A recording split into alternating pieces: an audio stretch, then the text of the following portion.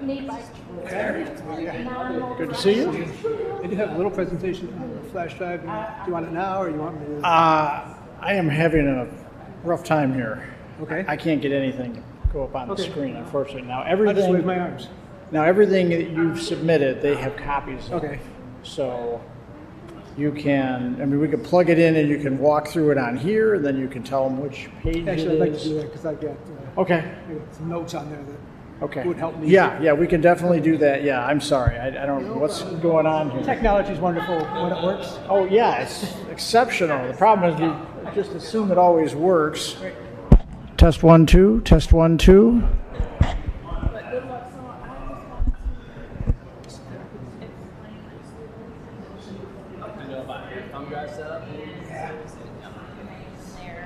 It's already dated.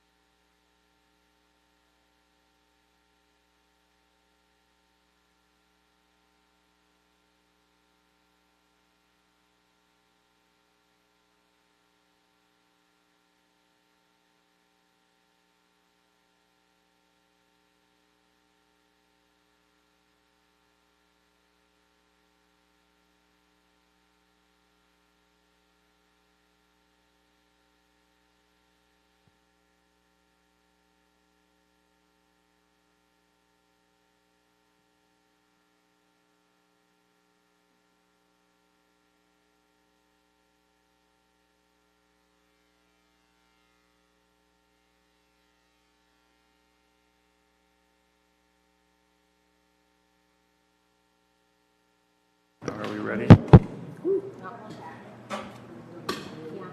Everybody's ready? You ready, Shelby? Excellent. Excuse me. Excellent.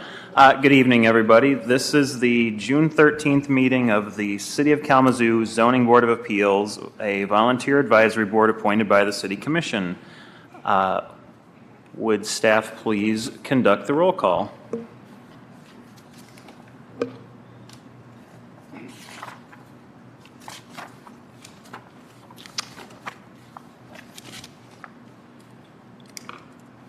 Vanden Hamburg, Here. Wark, Here. Holder, Here.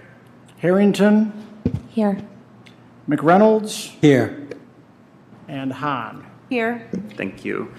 Excuse me. For each public hearing, public comments will be accepted during the times indicated on tonight's meeting agenda. Community members may call 888-382-9556 during the public comment period, where they will enter a queue and will be prompted to offer their comments in turn. Callers will be commenting live. They are not able to leave a recorded message. Are there any announcements or changes to the agenda? The only announcement I have is just a reminder that we have a Robert's Rules presentation that Charlie is going to do for us after we're done with the two public hearings tonight. So, and I've got a handout, but I thought I'd hold on to that until we get to that point so there's less paper in front of you for the actual public hearing. So I suppose you guys could stay for that if you want, but you don't have to. Parliamentary procedures. It's good stuff, right, Charlie? Yes, it is. Okay, and I have no changes to the agenda. All right, thanks, guys. All right, so first up is the approval of last month's minutes. Are there any changes to the minutes? Anybody wish to make a motion? I move to approve. Any second? Somebody said second. I second right? that. There you go. Any discussion on the minutes? No? Fine, then we will vote. All those in favor of approving the minutes signify by saying aye. Aye. Any opposed? Say aye. Carries 6-0. All right, and those are approved. I will now explain the procedure for tonight's public hearing. For each of the requests on the agenda, the secretary will read the application into the public record. The applicant or representative will then have 10 minutes to provide their comments. I tell everybody 10 minutes is not a lot of time, so make sure you use it wisely. Make sure when you come up, you sign in, provide your name and address at the podium. Whoever, you probably will get asked to repeat it and how to spell it because that's what we do. And then following that, the public will be invited to comment at the podium. They are to sign in, clearly state their name and address, and then they will have 3 minutes to make their remarks. Those people also need to keep it brief, but usually they do anyway. Those in favor of the request are invited to speak first. Those opposed will speak after that. Then we will have the call-in comments.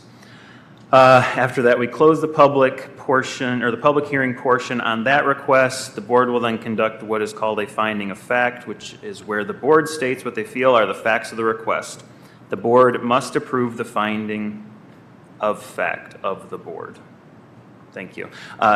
Just realized probably have board in that sentence too many times.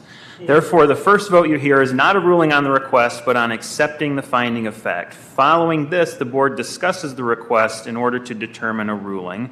During this period, the board reserves the right to ask any questions of persons who have already spoken, even after the public portion is closed. Once that discussion is ended, then the board will move on to a roll call vote of approving, denying, or denying the applicant's request.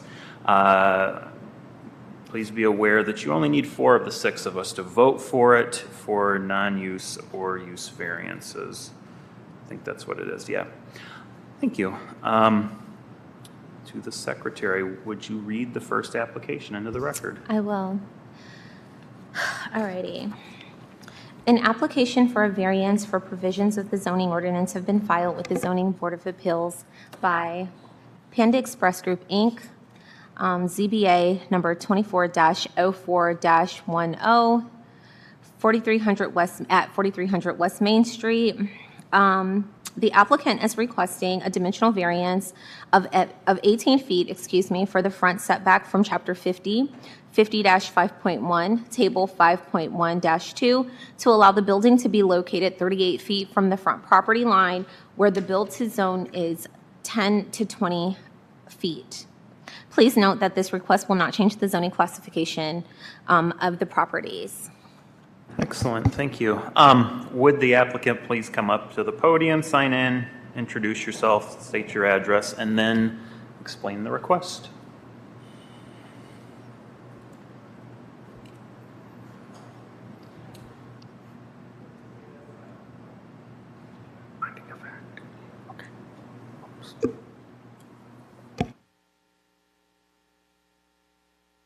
My name's Jillian. Oh, that's louder than I thought. Sorry. My name's Jillian Benalio. I'm here representing Panda Express. I'm with Atwell. We're the engineering firm for this project. I'm coming from Shelby Township, so not local. This logged out of the PDF. All right, Jillian, could you? Sorry. Could you spell your last name for me, please? Yes. B as in boy, ENAGLIO. All right, and what company are you with? Atwell.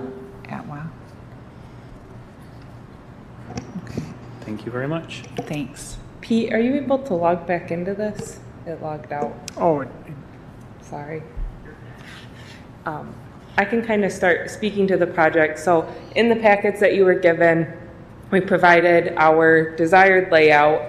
And with that layout, we have that 38-foot building setback with that 18-foot relief showing. And within that, we have circular access within our parking lot for patrons to be able to safely maneuver within there, as well as having a dedicated loading area and place for the dumpsters to be able to turn around. And then it leaves the drive-through for solely drive-through purposes with a pass-through lane in case for some reason they need to get out and go back to the road. Our site currently has 2 existing curb cuts. We have had discussions with MDOT on those, and they do prefer to keep those as is. They are not open to changing them. There are already quite a few curb cuts along that road, and these are kind of at the max and minimum separated distances that they would like to see. So we are somewhat confined there. I wonder if I could. Oh, look, you can get up there. Maybe.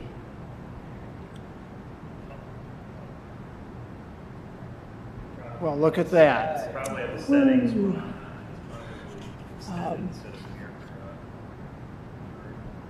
Now to just figure out how to make it full And in the screen. lower right-hand corner is the Zoom. Okay. Oh, too far. Okay. Okay.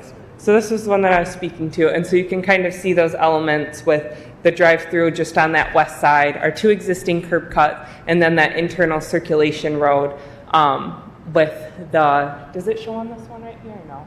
Okay.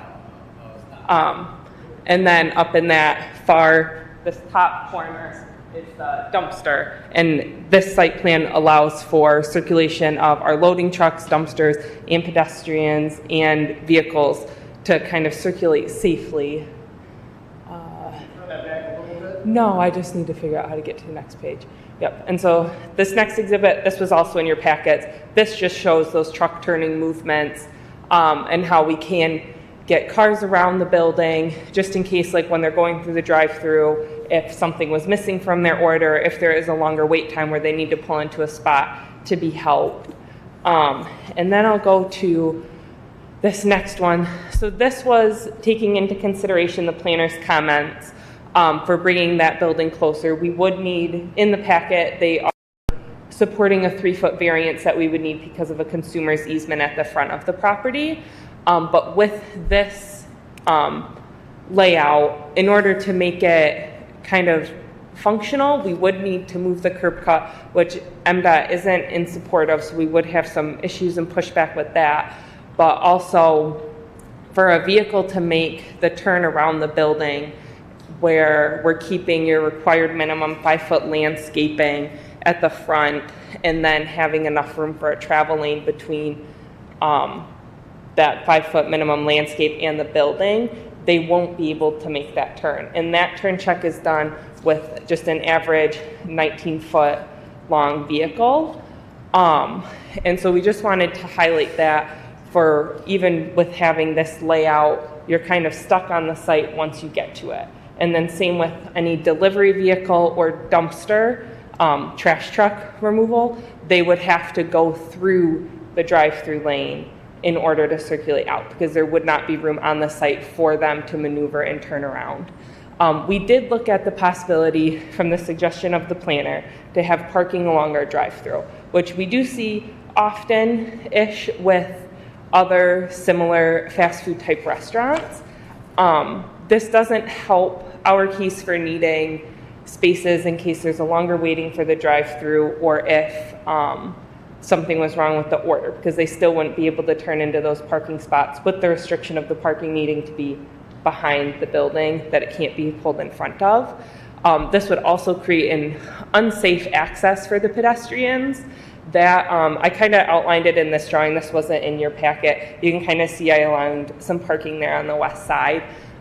It would move more than half of our parking to that side to still be within compliance and giving us an area for a truck to stop for loading on the east side of the site. And that would push a lot of the pedestrian traffic, a lot of the customers to be walking through a drive-through lane, which just causes a lot of opportunity for unsafe travel. A lot more traffic will be going through there with any larger trucks, any vehicle leaving like the parking lot or going through the drive-through, and it brings up more chances for incidents. And so from our point of view, even though it is done occasionally, it's not a safe option, and it's not something that we would want to rely on either. With our proposed layout, we did make every effort that we could to bring it forward with still allowing us that maneuvering distances. So we know that you guys did just redo your zoning ordinance to bring all the buildings closer. And we are making an effort to bring it as close as we can. And with some of the other buildings along this corridor, can I drag this?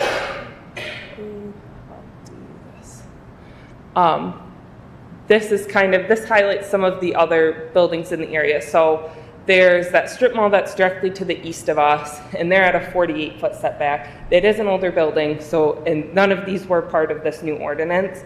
I'm just trying to highlight where our building would fall in line with the existing ones.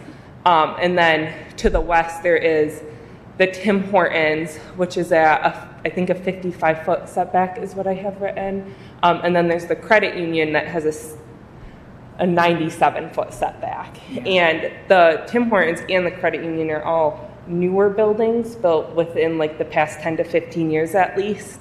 And so even with development coming to this corridor, those most likely won't be torn down, at least from my point of view. And then same when you look at the other side of the street, there's at least 3 of the other 5 properties that are also newer that have much greater setbacks.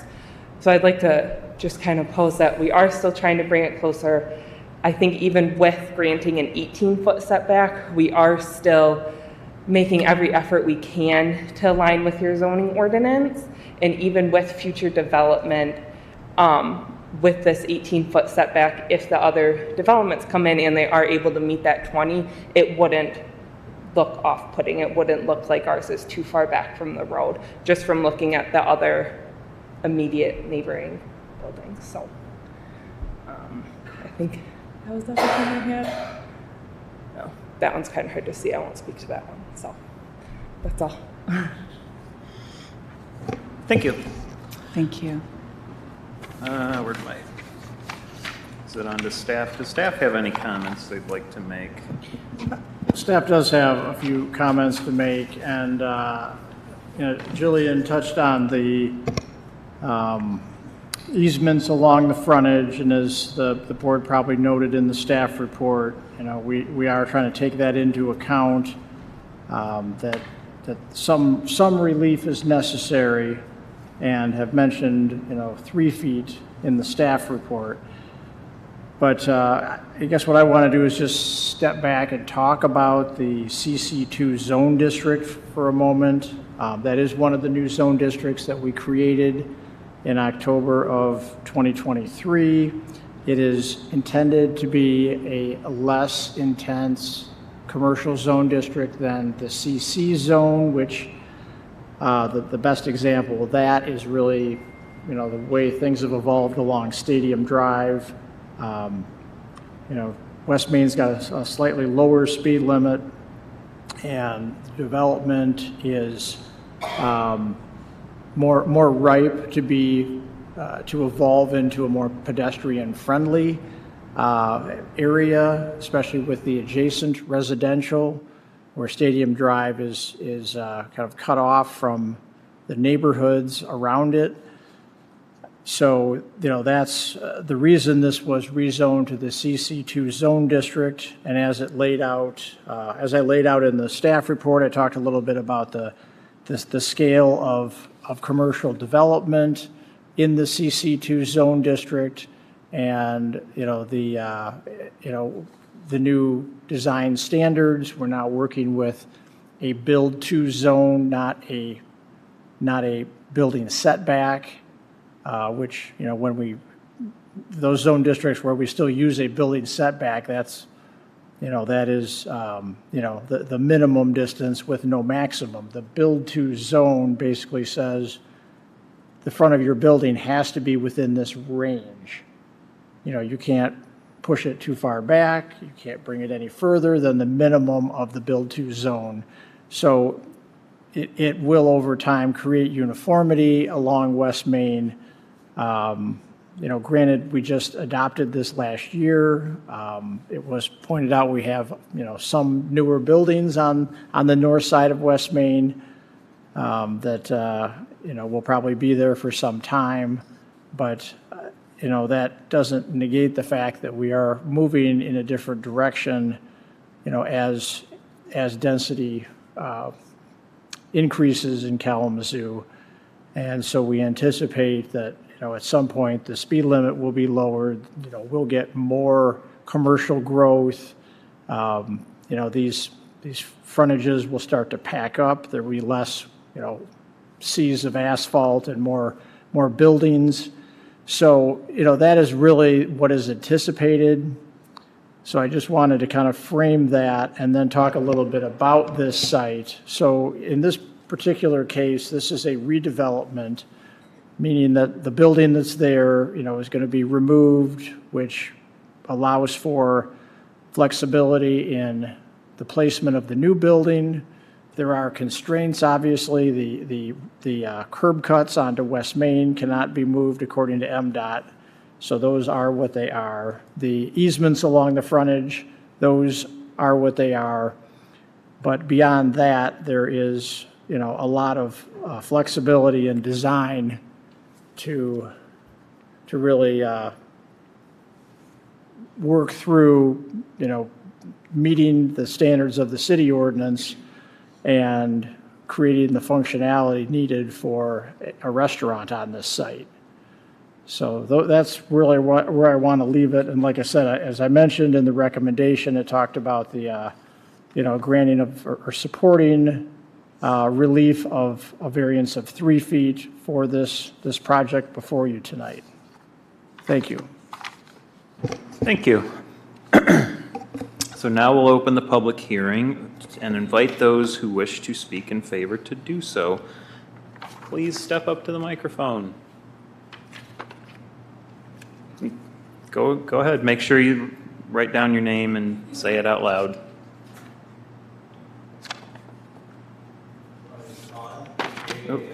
Then I. Can you say that Can one you more say that time? again, please? Oh, sorry. Okay. Brian Kahn, Kan. Brian is with an I. Thank you.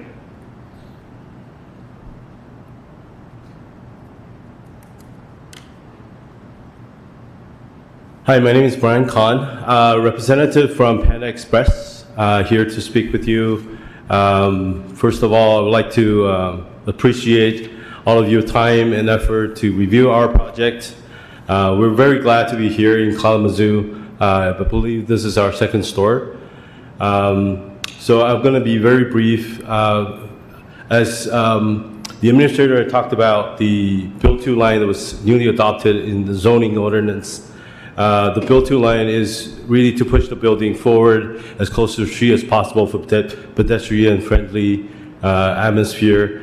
We've seen that in numerous counties and cities across the country.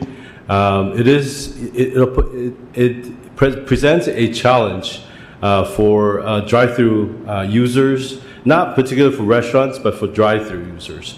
As you can see, we don't have the site plan in front of us, but in your packet, you have the building, the red overlay. You can see the building is pushed very forward to, I believe, 3 feet was the recommendation to the build-to line. That creates the drive-through to be dumping all the traffic out of the drive-through into the street directly. Our proposed layout, take that into consideration, is to relieve some of the traffic dumping out from the drive-through to circulate back into our parking lot. This will imagine you have a large order of Panda Express that you just ordered, and then you're exiting the drive-through, but you need to wait for your order, but then you have to make that exit into that busy street, make a left, or attempt to make a left, and then another left into our site to be able to wait for your order. So that is, more of a risky vehicular movement. Our propose was to create a lane in front of the building so that the larger drive-through orders can then wait for their order and then circulate out from that exit. Our proposed layout have a full circulation within our parking lot. That, in another function, would be the drive-through lane managing the overflow of the drive-through within the containment of our parking lot. Thank you. Oh, What's that? He can finish up, that's fine. The time. So the red overlay does create the risk of the drive-through overflow to be stacking along the single drive aisle and potentially out of the street. So those are the concerns that I want to bring on. So that's it for me. Thank you so much. Thank you. Thank you. Any others in favor? Seeing none, anybody wishing to speak against it? Seeing none, any call-in comments? I'm checking right now.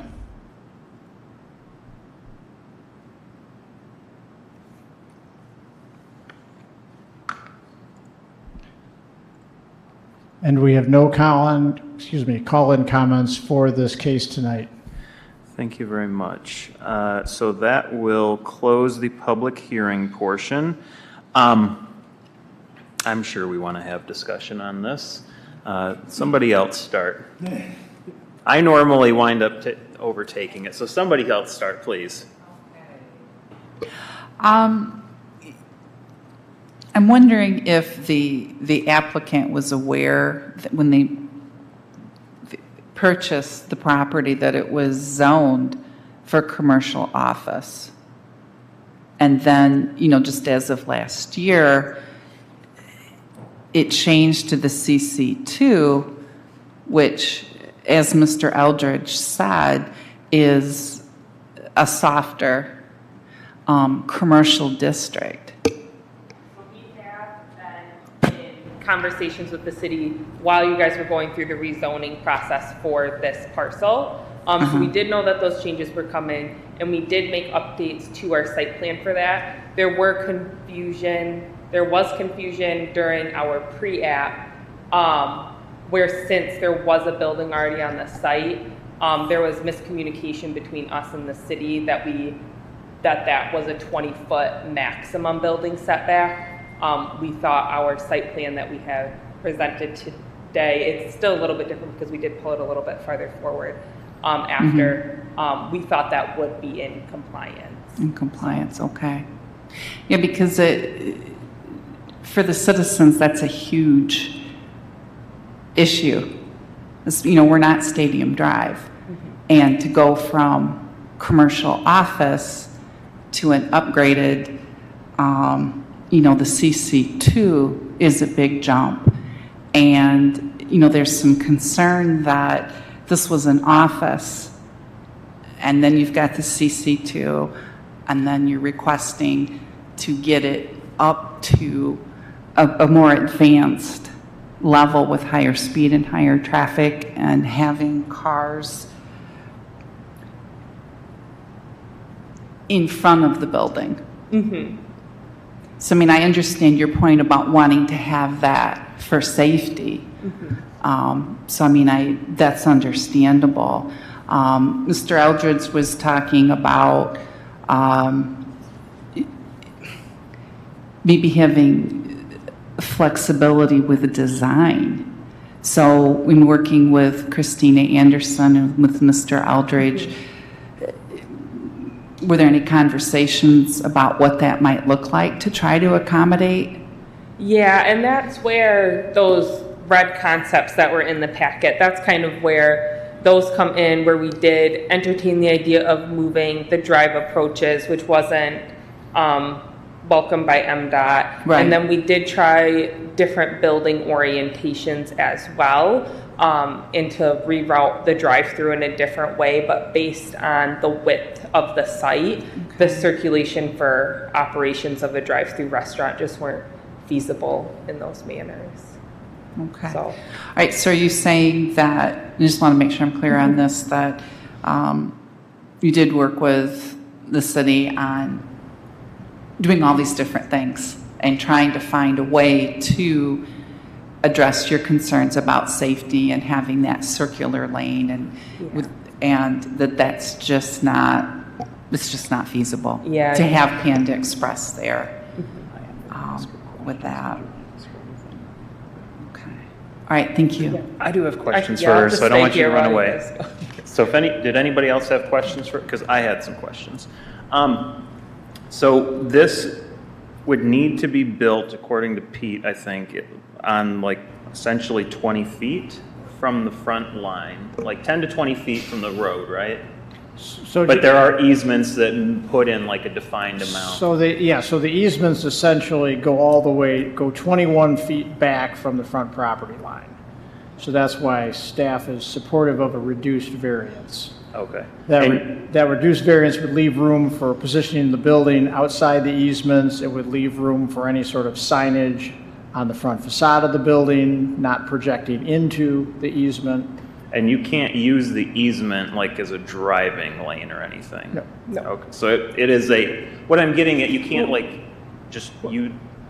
we can't have pavement in the easement. Thank you. Yes, we just can't have it's not like a building in it. consumer's easement where the line is just overhead, Yeah. where it's not a big deal if there's some Yeah. pavement there. But based on pavement setbacks required in landscaping minimums, we can't pull that drive close enough to the property line and still have it be maneuverable coming out of the drive-through.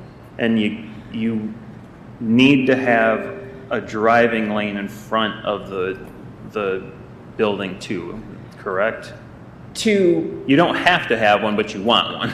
Yes, and it's for the safety reasons that we've mentioned, and just for circulation within the site. How wide does a driving lane need to be, 12 feet? I think we're proposing 12 feet front of curb to front of curb. Okay. And then you've got a little bit of buffer, and the building would not be right on that front driving lane, there's a little bit of a buffer. I think there's a foot and a half off So it is pretty close. Yeah. Because when I was looking at the map, I was just thinking through, are there any other ways that this could go? Why couldn't it be wider than it is deep? Like, would that open up space? What, why Like, do- right now, you've kind of got it, like, long, like, it's shorter along the front and it goes deeper. Why couldn't it be turned the other way? Like, what would that do to the space? Was that an option? We did look at that, and then just with the way that the drive-through is, the drive-through would be on the back side of the building. Okay. And so then again, all of our parking would then also be on the other side of the drive-through, so then every customer would have to cross the drive-through lane to get to the building. Okay. And then there's still those limitations with the curb cuts along the road with MDOT. I mean, It'd be tight. I think they might like just fit with having it rotated. But the drive entrance would then be like right off that, and you wouldn't have much of a buffer for customer entrance into the building either. so you could, I mean, if I boil it down a little bit, you could make it work, but for safety reasons, essentially on the, I don't know, what is it, the west side of the parking lot? Where that extra row of cars would go? Just for safety reasons, you would rather not do that? I mean, that's essentially what it comes down to? Well, and also, we can have parking over there. That function just, it won't work for Panda operations for any extended drive-through waiting, or like the pickup orders, or if there was something wrong with an order that they got through the drive-through. So if they did get their order and then they noticed something was wrong, they would have to exit back out onto West Main and then make the 2 lefts that Brian had mentioned. Well, you could just go around the line in the front. I don't know. Sorry. Oh, you're Skip saying off. have the building and then still have the lane in front? Yeah, I'm just thinking through look, I say this at most meetings. I come into these with a no mentality and need to be convinced otherwise. So I'm trying to get you to convince me is what it's coming down to. Yeah. Yes, that was sort of my thought what is the closest we could get that gets you what you need and try to get to the CC2. And I'll talk on that later, but that's where my questions are coming from. I think even so, you're saying if the building was rotated, so the long side was parallel with the road, and then you're still saying have that pass-through lane on our site in front of the store? Just are these options that, Yeah. that have been, that you went through and rejected? Yeah. Like, I get when you say the operations, the way you guys do, the way they operate sort of needs it to be in a certain orientation. You've answered my questions, and I'm probably going to, I need to stop talking. Somebody else answer the questions. All right, I have another question. When you were talking with the city, and when you were working with Mr. Eldridge, did they talk with you about the 3-foot, if that would work? Or is that something that you're hearing today for the first time? That came in the staff report. So when Okay. we did have that final back and forth, Pete did mention that they were going to be supporting that reduced variance of 3 feet. Okay. But that, and then, so that was new as of, I think, last week or something to us. And it helps if we're able to find another layout that works for the site. Okay. Not a favorable one from, I guess, our standpoint for the reasons that we've talked through. Okay.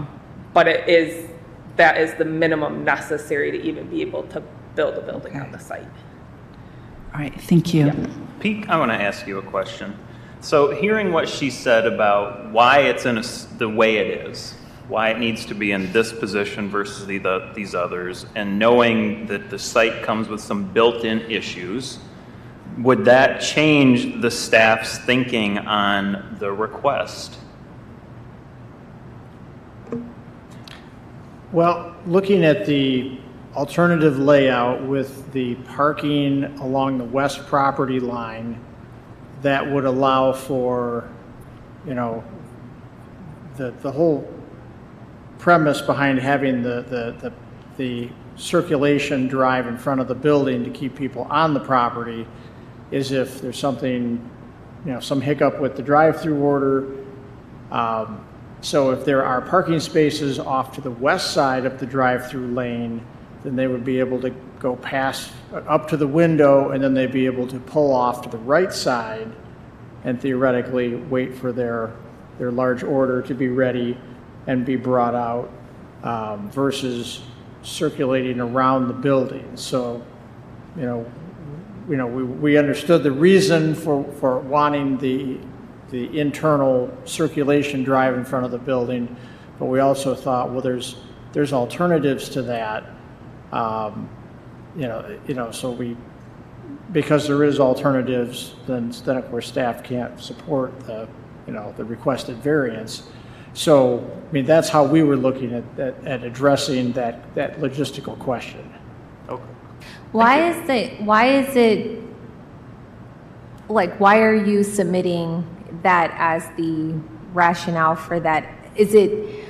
What does that extra lane have to do with this conversation? Can I understand that? So- It's like, Yeah. how many times do people drive back? I think a better argument would be like, you want to get out of line because it's taken too long, versus like to have a supplemental line because there's a mix up with the order. Like, that's what makes more sense to me. So can I understand why that's being elevated or amplified right now in the rationale? It's being elevated because with the building forward, you have to have a certain turn radius so that when you come out of the drive-through lane, you've got to be able to make the turn and then, to take that internal circulation drive in front of the building. And so as Julie and I have gone back and forth with the building forward, that's one of the issues that they struggle with, is the turning radius is too tight. Turn radius is too But I was also, like I said, the counter argument was, if you have parking on the west side of the drive-through lane, do you need that internal circulation drive necessarily? Are there enough other reasons why it needs to exist, I guess is another way to look at it. So is it- all, I'm sorry, go ahead. No, finish your I thought. was just like, so all of the congestion is going to be contained in this space versus having to go back out into West Main and make two lefts is what we're trying to prevent. You want to keep all the drama contained in the parking lot of Panda Express. That's what I'm hearing? Correct. Okay, Whether you allow that traffic to circulate back around the front of the building and not leave the site, or if there's parking provided along the west property line where they can pull out of the drive-through line and park. Those are the types of alternatives that went back and forth. Is it going to cause, with making these like adjustments or these variances, is that going to be, when you met with MDOT, they said this was going to be like, even since we're containing all the drama in the parking lot of Panda Express, is that going to create risk for the people that are patronizing Panda Express in the parking lot? Like, what's the risk mitigation in that, now that we've contained it that way? Now what's going to happen now that we're saying yes? With the layout that we proposed, it has that internal loop in it, in like the parking lot area, and it also provides ample travel room for a pass-through lane in the drive-through in case you do want to get out of line, or during high traffic times, they can pull back into the parking spot to wait for somebody to bring them their order out there without it backing up. And so it will all be contained, and there will be multiple points where people are able to circulate out, even if they're not going through the drive-through. Whereas if we did have the building at that setback, it's basically a one lane in and like one way out sort of a thing, unless you do go through the drive-through. And with the parking on the west side, it is a good idea in theory, but we would still need that same turning radius in order to make it into those parking spots.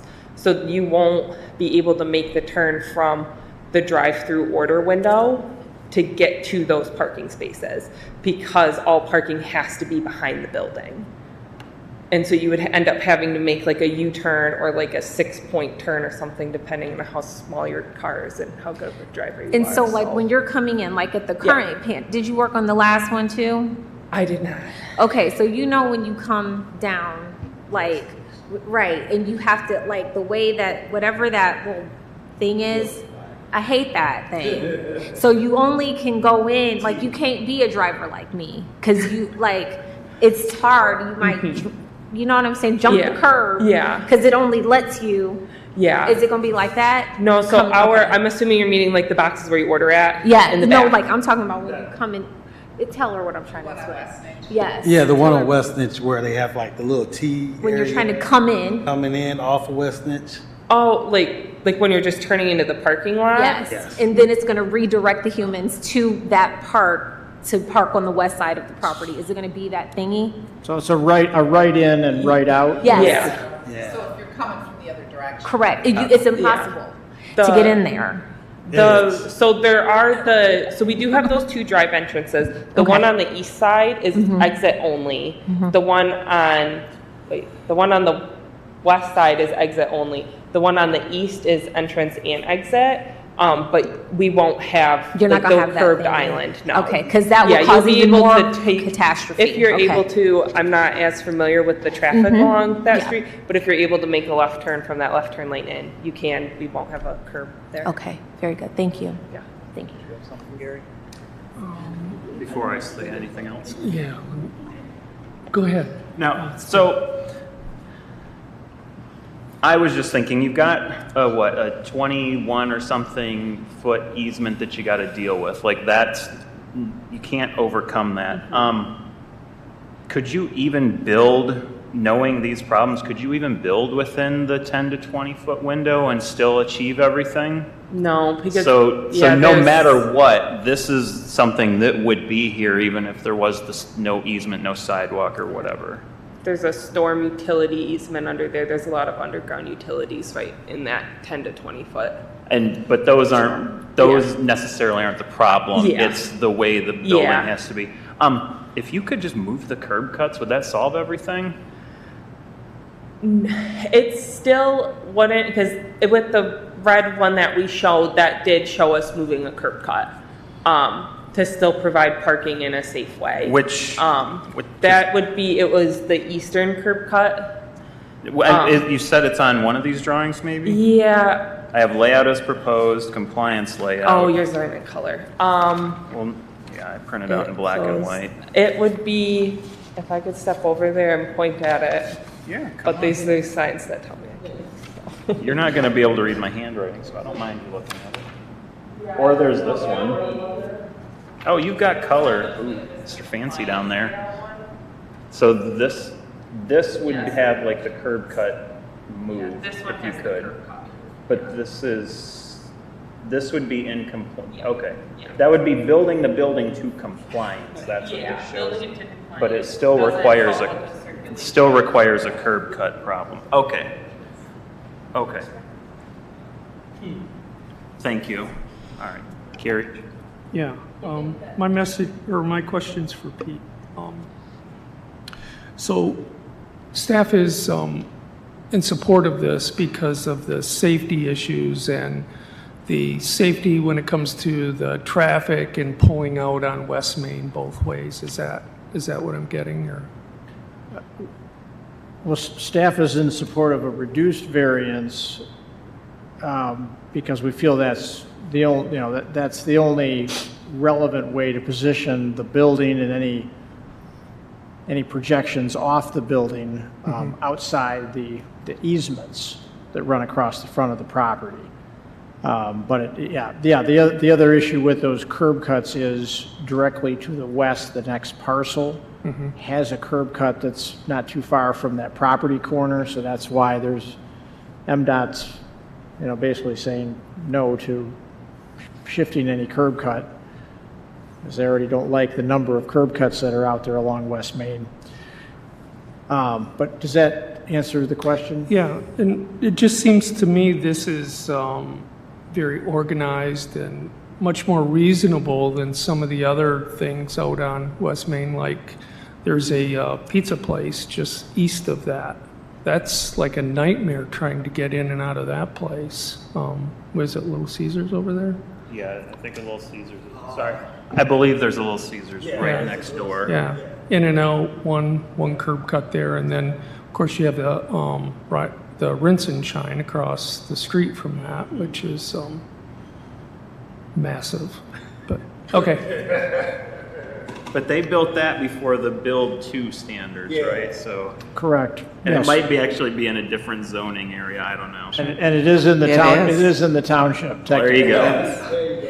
Because it's across the street, is that it? Or- Yes, yeah, this is one of those anomalies as you go out West Main. The south side of West Main, across from this site, is within the township. Got it. North side is in the city of Kalamazoo. However, there is a caveat. I live in the neighborhood, I'm in those businesses all the time. One thing that is nice that you can do when you come down Northampton, and everybody knows it's an issue.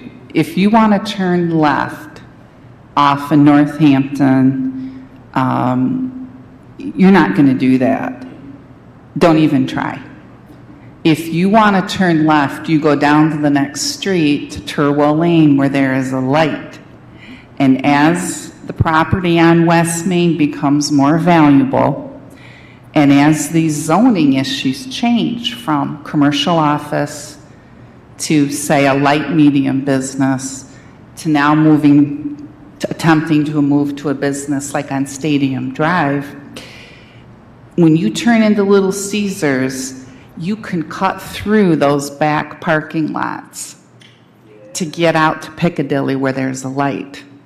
Okay, so for example, that's what I used to do when when my kids were young, we'd go there. I like to go to Tim Hortons. There's no way you're going to turn left out of there. Forget it. So what I do is I go to Tim Hortons, come out. I circle back around the parking lot. Okay, so I come out through the drive-through and say I want to go back to my house. That's not going to happen. So it's very simple. I just turn left and I go back through the drive-through. And when you start to get up to the drive-through, it splits like this.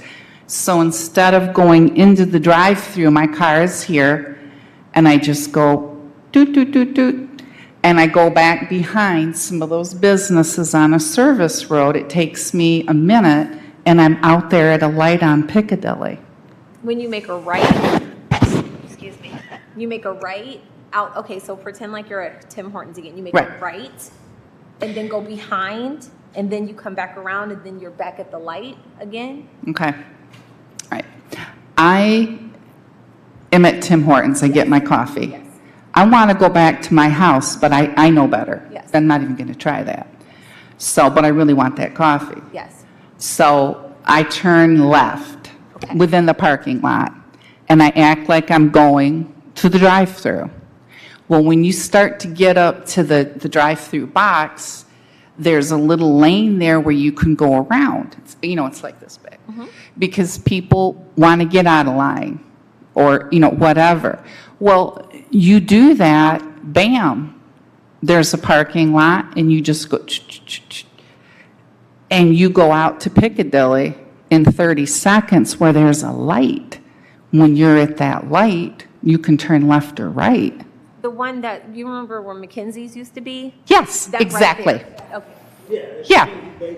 Yeah, so behind those, and Little Caesars is the same way. You come in and you just go back where the loading dock, you just take that back road to the light. Yes. I understand. It's still a lot of activity, but Sure. Yeah, there's ways to get around that. Yeah. Some people might call it a service road. I mean, I don't know what it's. Yeah, that's the way to do it. Yeah. So would Panda Express be able to do something like that, Pete? That's smart. You understand what she's saying, Pete? Yeah, I do, and that is, coordinating cross-access with adjacent properties is definitely something they can talk with the other property owners about, but they have, but they all have to agree to This is the problem, the marijuana shop, 2 months, maybe 3 months ago, where they wanted to build over here, and the property next to them was like, no, thank you. You can't use our driveway. Yeah. That's what he's So it's dependent upon that. That's Sure, come on up. That was smart, I see your hand. Right.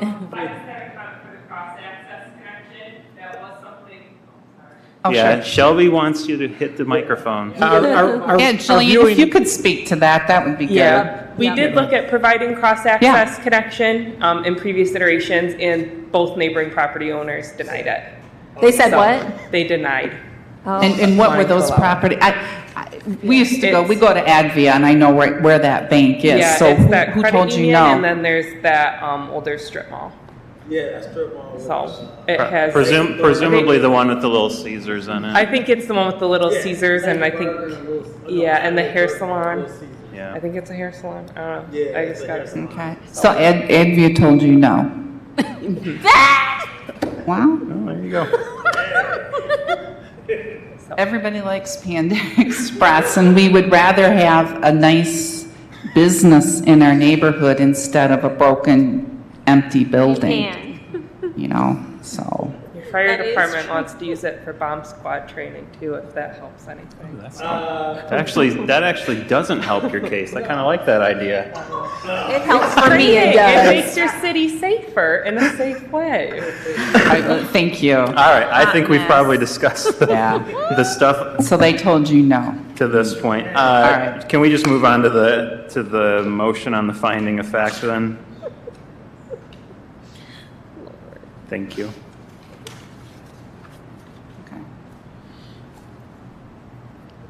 I move that the finding of facts for 4300 West Main Street shall include all information included in the notice of public hearing dated May 29th, 2024, in the agenda packet staff provided for this request. 29 notices of public hearing were sent and 0 responses were received.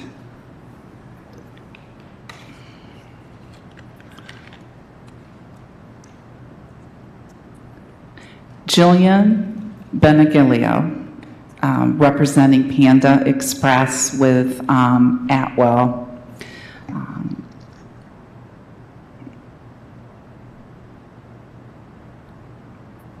Expressed some concerns about the congestion with the patrons, the drive-through, and wanting to keep the loading areas separated. There are 2 existing curb cuts, and MDOT has insisted that they be kept as is. This gives them limited flexibility. Drive-through, they want to do the drive-through, looking for an internal circulation road. The staff is, the city staff is supporting a 3-foot easement instead of the 18 feet that Panda Express is looking for, being that that would be the minimum variance adjustment that could be done to make this work.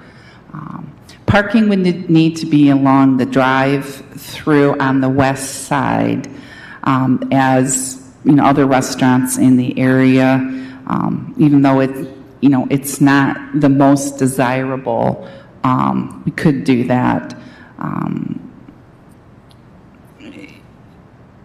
There's been some concerns expressed with the zoning. The zoning for that property was commercial office, and it's been that way, say, for over 30 some odd years. So in October of 2023, the zoning changed to commercial CC2, which is a less intense business, because West Main, the speed limit is lower. West Main isn't Stadium Drive. We've got a lot of pedestrians, residential neighborhoods, both in the city and the township in that area. The front of the building is supposed to be within this range. Mr. Khan spoke in favor of the variance, representative from Panda Express continued to reiterate that without the full variance being granted, it presents significant challenges through drive-through users. Concern of the drive-through traffic spilling out into West Main. they want to create a lane in front of the building to kind of keep everything in the parking area. Let's see, some discussion. We already talked about the rezoning and that the applicant was aware when they purchased the property that it had moved from commercial office to CC2. Concerns with the width of the site, when we talked about a design change, trying to find a way to make it work, that the width of the site makes the design change unfeasible. They can't use part of the easement as a portion of the drive-through, can't have payment there. They really want to have a driving lane in front of the building, discussion about why it can't be wider versus deep, parking on the other side of the drive-through is an issue. Could find a way to make it work, but it's not ideal to do that. Some discussion about extended pickup orders. Where are those people going to wait? How are they going to get out if they don't want to be there? If there's a question with their order, the staff suggested the 3-foot as the minimum action that could be taken. With a new design, that might be something that could happen. Let's see. Discussion about the turn radius from the drive-through. Applicant feels it's too tight. Parking on the west side still isn't ideal. They want that internal circulation lane. Absolutely cannot move the curb cuts. MDOT is got the final say on that. There was some discussion about, I'm not quite sure what the term is, but the example that I gave was some of the other businesses having access to, Mr. Eldridge, what is that called? The little area behind businesses, what's that called if you? Oh, the shared access. Okay, all right, shared access. And unfortunately, Advia and another business told them no, that they would not give them shared access so people could go back through that. And that's it. Do we have a second? I support the finding of fact with one correction. Panda Restaurant Group doesn't own the property, correct? It's Mike Seeley, and you're coming in to rent the property, and is that correct? Okay. Oh, Mike Seeley owns it. Okay. Thank you. So you're supporting it with that correction. Does Beth accept that correction then? Yes, I accept. Thank you. Do we need, that should clear that one, right, Charlie? Making sure the motion and everything is good. If we have the maker of the motion approving it and second the motion. Then we should be The good. second to motion approving it as well, then we're good. All right. Do we need any discussion on the finding of fact? Gary already did his discussion point. Or can we just vote? Looks like we're going to vote. Do you need this as a roll call vote, Pete? No, I do not. Thank you. All those in favor of the specific finding of fact, please signify by saying aye. Aye. Aye. Are there any opposed? There are none. Can I have a motion and a second regarding this, the pending request? I second that. He'll make the motion. Somebody else second it. I second it. Thank you. That's to approve the variance request, et cetera, et cetera. I guess I'll go first, and then Beth can chime in. Or whoever. You don't have to. Look, I'm going to be a no, unfortunately. I know lots of people want the Panda Express to come in. I hope this does not scare them off, but I'm going to be a no. And I have 3 reasons written down. One relates to, I think, items number 4 and 5 of the staff report, which address the new zoning changes. They are new and they were done for a reason, and I understand the argument about trying to, hey, give us a break and let us be like the buildings that are already there, but obviously when they change the zoning, they don't want those buildings like that anymore. They want them different. And if we approve this variance, then every variance along West Main has to be approved under the same logic. Like, we have locked ourselves into that, which runs counter to the whole point of the zoning. That's point number, actually 1 and 2 are the same thing. The other thing is, she said they just kind of can't comply with any of the zoning without a variance, which means maybe, I'm sad to say, maybe Panda Express is not right for this location then, and that's the zoning. So I'm going to be voting no. But if you want to put a Panda Express there, I'm perfectly happy to have it. Beth, did you have anything? Gary? I'm Go for it. voting yes, because I have so many thoughts on this, but We'll start with the first one. the first one is that I think that this is what's available to us right now in terms of what the real estate is. And this is a good, when people come in, I see it differently, Chair, when you're saying that everybody else that comes in, they're going to be able to, we're beholden to this particular, vote, because we're setting a precedent for that. And the disposition of all the properties won't match this. So I don't necessarily see it that way. I think that we are not setting a precedent, even if we are setting a precedent to take each individual case before us in a way that we consider it and we allow them to come in and do the best that they can to shapeshift themselves to work within the confines of what the existing real estate options are. It's going to be better for our community because it's better. This is better than what would be there currently, right? Mm-hmm. Well, I agree it would be a better use of the I agree it would be a better use of the site than what is there now. Yeah. But I also don't want to just negate zoning just because it would be a better use for it to be this versus that. The whole point of the zoning is to get to some amount of uniformity of appearance and of walkability and all of these other things that Pete talks about when he gives the report.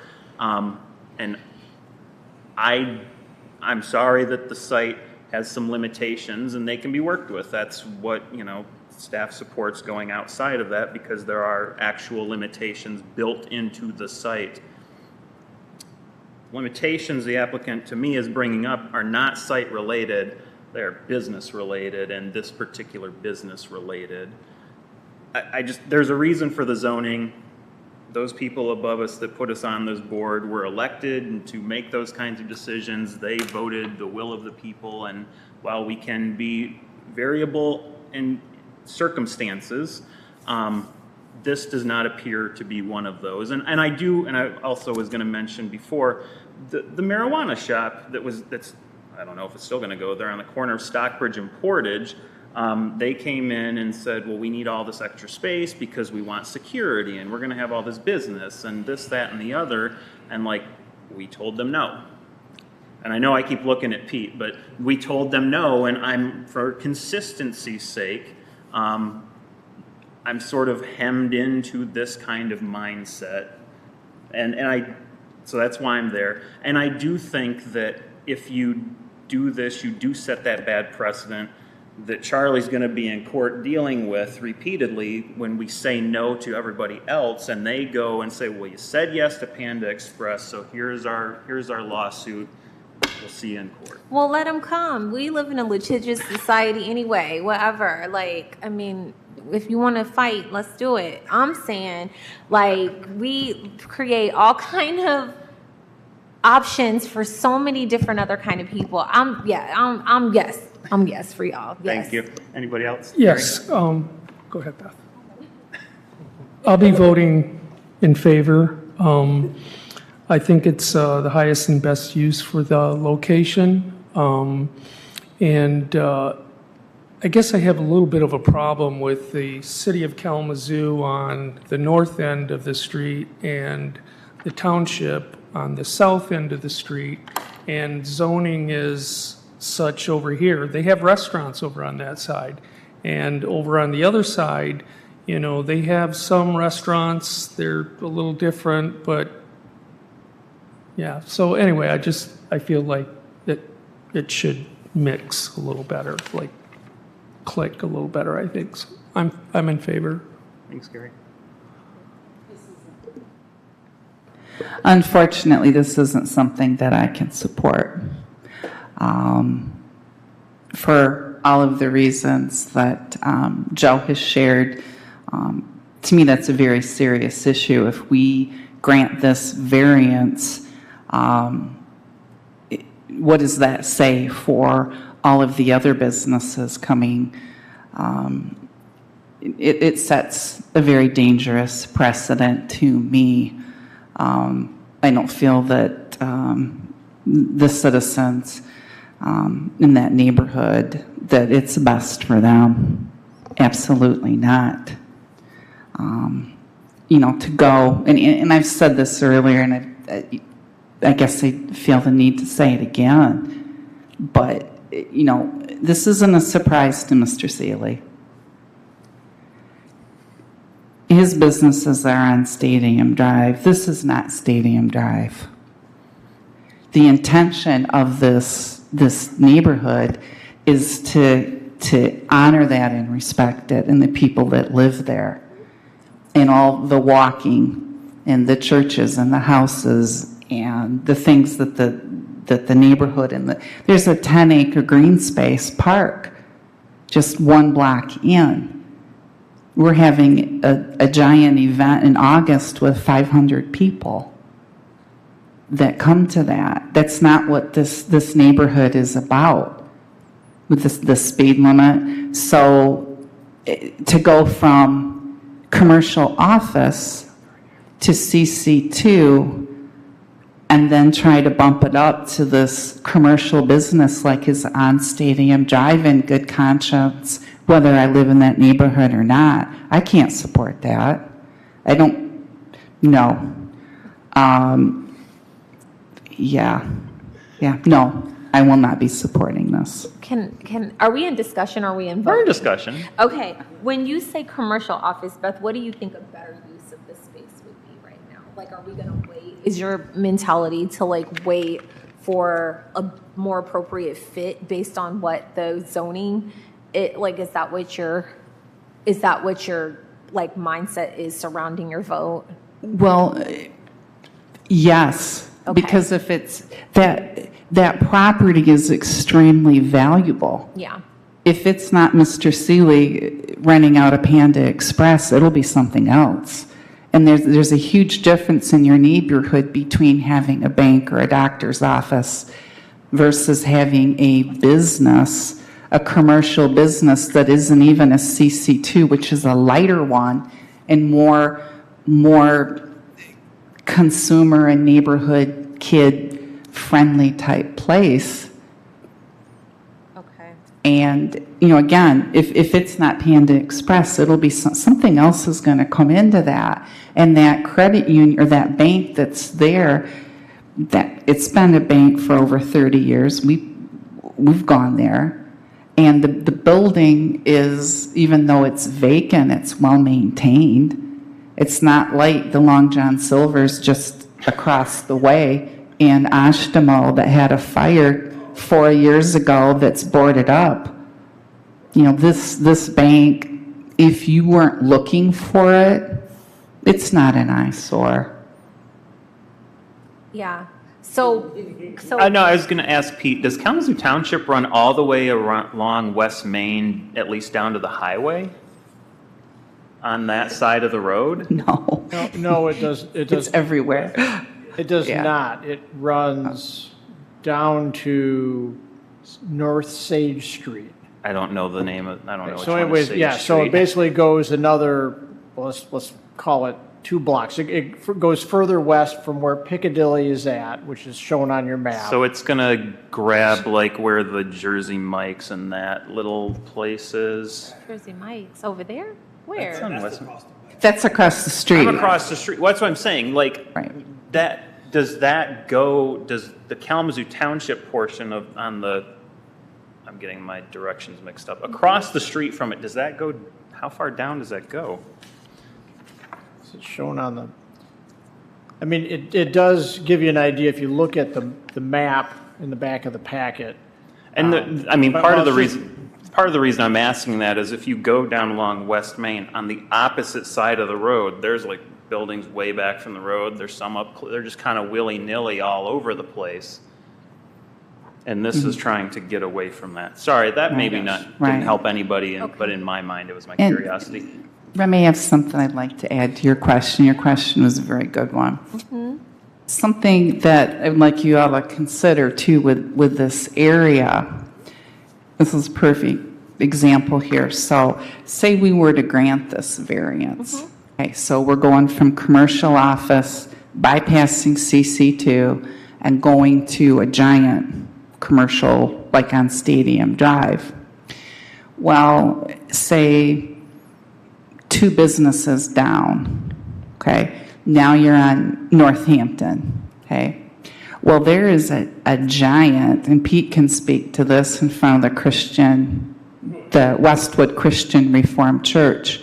Their frontage is that 15 acres, 10?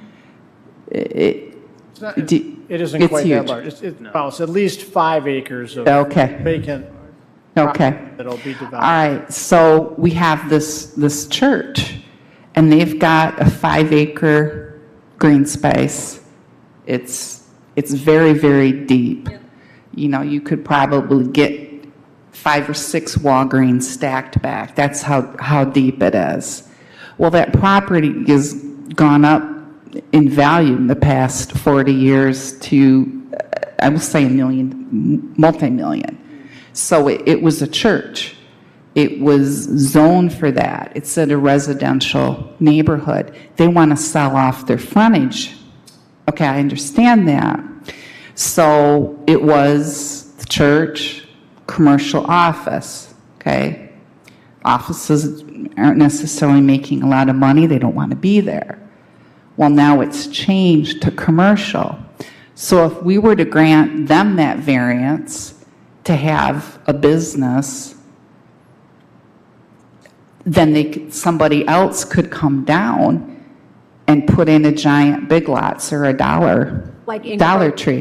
Where the area where the church was. Exactly. Approach upon. Yes. So you would have the Panda Express if we change the zoning. I'm just going to call it, made it full commercial. Okay. And then you'd go down, say, 2 other businesses, 3 at the most. You've got that giant green space where the church is. So if somebody else came in and said, well, you know, we don't want to be CC2, we want to have an AutoZone or another Walgreens, or, you know, and the frontage is so long on that property, you could have 2 or 3 businesses there. It's huge. That lot is wide, very wide and very deep. But we're only dealing with this that's in front of us.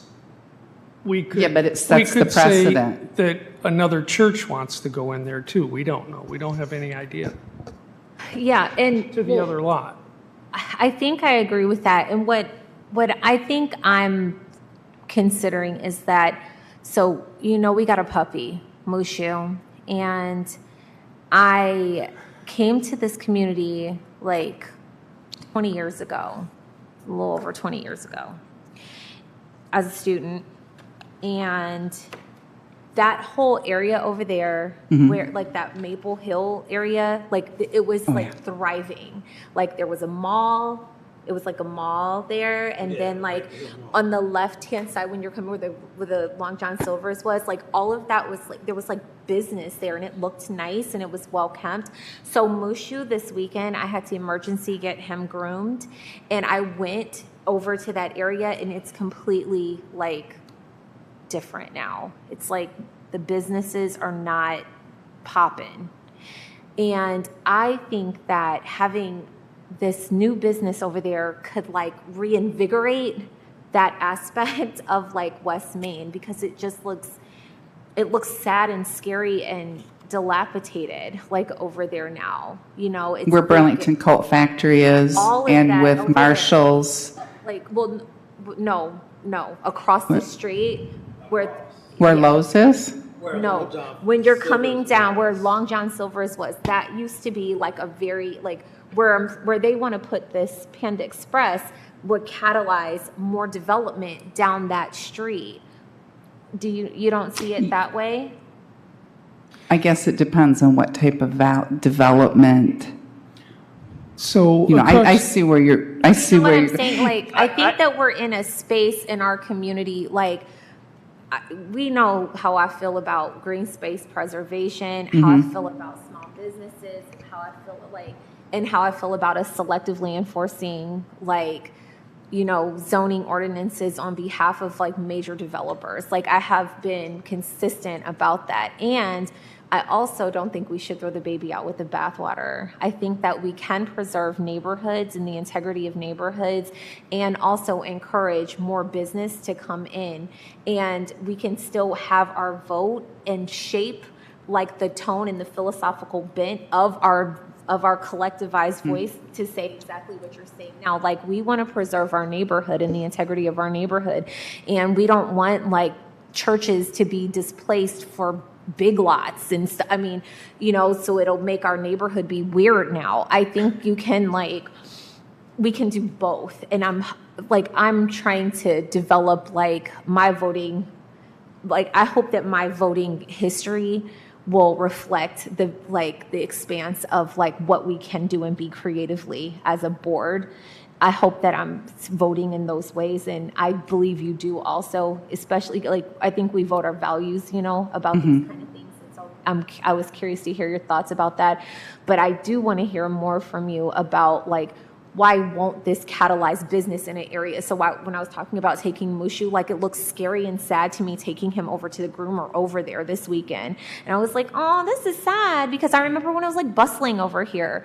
So now when I saw that, when I read through the packet, I was like, oh, this could be really cool for this area, like to have like a Panda Express, because everybody wants to come to Panda Express, you know, to have it over here and to catalyze more development on this street on West Main, because we need that in Kalamazoo. We need West Main to be popping. We need it. Well, I think it'll help. They just need to conform. So your point is like across the street, the Davenport College, which was office, that went under and sat vacant for years and Yep. years and years, and then so they sold it. And We have a car it went wash. into yeah. Yeah, I don't. But- Well, you know, how I feel about the car wash. I thought that was we all whack, feel but, like that about the car like, wash, but it's retail, so. yeah, I think we can vote. Like, I think we can vote when we have those things come before us. Like, I didn't like the Asylum Lake when they tried to put the car wash over there. I stood back here for hours with the rest of our community. Like, I mean.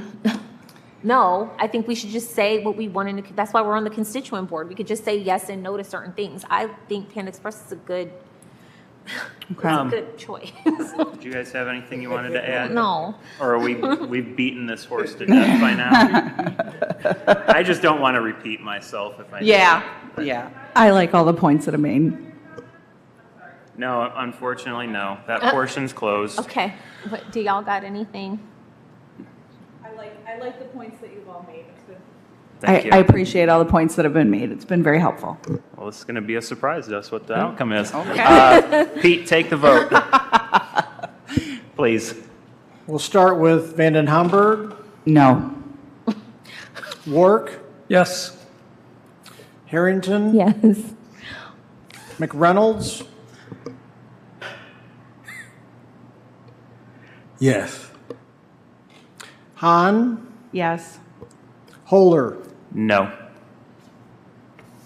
I believe that the variance request is approved 4-2. Congratulations. Congratulations. Thank you. Thank you. Absolutely. Thank you very much. Thank you. All right. I'm going to fix the laptop real quick for the next Okay. group. The Well- new laptop, and I got to fix the setting on there so that it stays on. Okay. Well, while you're doing that, why doesn't the secretary read the second request I in can do for it. us? All right. I got this one back. Thank you. All right. An application for a variance for provisions of the zoning has been filed with the zoning board by Southwest Michigan Land Conservancy. Yes. And they're requesting the applicant, ZBA number -11 3401 Nazareth Road at 3401 Nazareth Road. The applicant is requesting a variance from the Natural Features Protection Ordinance, Chapter 50-6.2H, to allow construction of non-motorized trails within the Bow in the Clouds Nature Preserve. Am I saying that right? Bow in the Clouds Nature Preserve? Okay. Bow in the clouds. Okay, thank you. To encroach it into a protected slope, which has a grade greater than 20% and protected slope setback. Thank you. Thank you so much. Yes. Pete's still working on that. Should I say that last part? What? Please note that this Oh, yeah. request will not change the zoning classification of the properties. Yeah, Yes. you're right. I always try to cut you off That's before you okay. get to that part.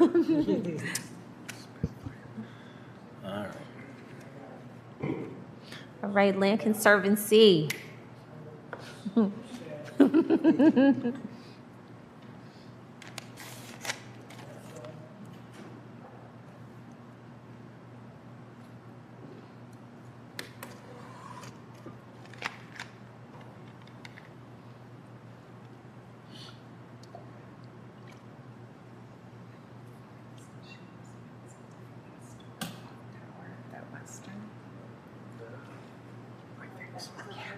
What do y'all think?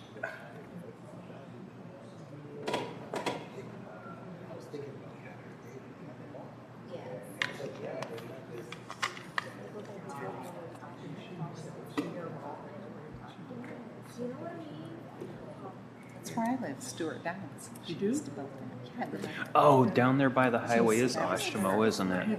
Oh, yeah, I know. On Stafford Road. Okay. Nice. So I wanted to sell the property. Yes, because you got that little turn in there that you're going to, you know, and it's all. But no, I mean, Oh, okay, that was her farmhouse? Yeah, well, that was her farmhouse, then she owned all the land there. Okay, and I can't look for Canterbury. and I don't like how far that Grand Prairie, you hit Drake, and then there's that old farmhouse. Yeah. Okay. And then there's Yeah. the Bronson place. Yes. She stayed there. Okay, looks like the computer's working, so go ahead and say your name and It's what we have. Ellen Frey. Good evening. good evening. Very grateful. My name's Ken Paragon. I'm with OCBA Landscape Architects. Thank you. That's Peregon. And I want to talk to you about Bow in the Clouds Nature Preserve, which is over on the east side of town at 3401 Nazareth, as you are, I'm sure, quite aware. The slide in front of you represents what's there. The pink line is the overall boundary of the property. The dashed line, can you see my cursor if I do this? You can't, can you? No. Okay, so there's a dashed line that cuts off the top rectangle of the property. Oh, there it is. Sort of blue dashes, okay. Yeah, Or white. that rectangle at the top edge of the property is actually in Kalamazoo Township. So that dashed line represents the boundary between the city and the township. Oh, And then the blue line is Spring Valley Creek, is that the right name? Yeah. Spring Valley Creek, and then the orange lines represent the existing trail system. And we are proposing to expand the existing trail system. We built a phase one of the trail system in 2019. This is a second phase to overhaul the entire system. This was originally planned to happen pre-COVID, but Guess what? COVID stopped everything in its tracks. We've worked closely with the Kalamazoo Department of Public Services during the design to allow their service vehicles onto the site. The city has a legal easement to get to the existing sanitary collector sewer, but there's no access. It's been there 40 years and they've never touched it because they can't get to it. The trails are also being designed with universal access standards for community use, low grades, firm and stable surface, resting areas, aggregate surfacing. We're requesting a variance for relief from the protected slope standard. As I said, the sanitary sewer manholes are inaccessible without impacting the slopes. And you'll note that the Natural Features Protection Ordinance does allow maintenance of existing impervious surfaces and structures on a slope. We will use core coconut mats and native seed mixes to stabilize the slopes. We have already obtained an EGLO wetland permit for work in the wetlands, although we are likely to need an amendment because we've greatly reduced the amount of work in the wetland that we want to do. And we're aware of other permits and agreements we need to get into with soil erosion control and et cetera. And we're hoping to build this yet this year. Just a couple slides of existing conditions. This is the slide shows the entranceway and the existing trail up on the upper part of the property. And this slide is from the western edge of the upland, taken from an overlook deck that looks over the wetland. We want to build trails that'll get us from the elevation of the boardwalk or the overlook deck down to the wetland that you see in the distance below. So we've got 30 or 40 feet of elevation change we're trying to make up. And that's just a view of one of the area of the slopes that we're trying to get a trail through for both pedestrians and the service vehicles.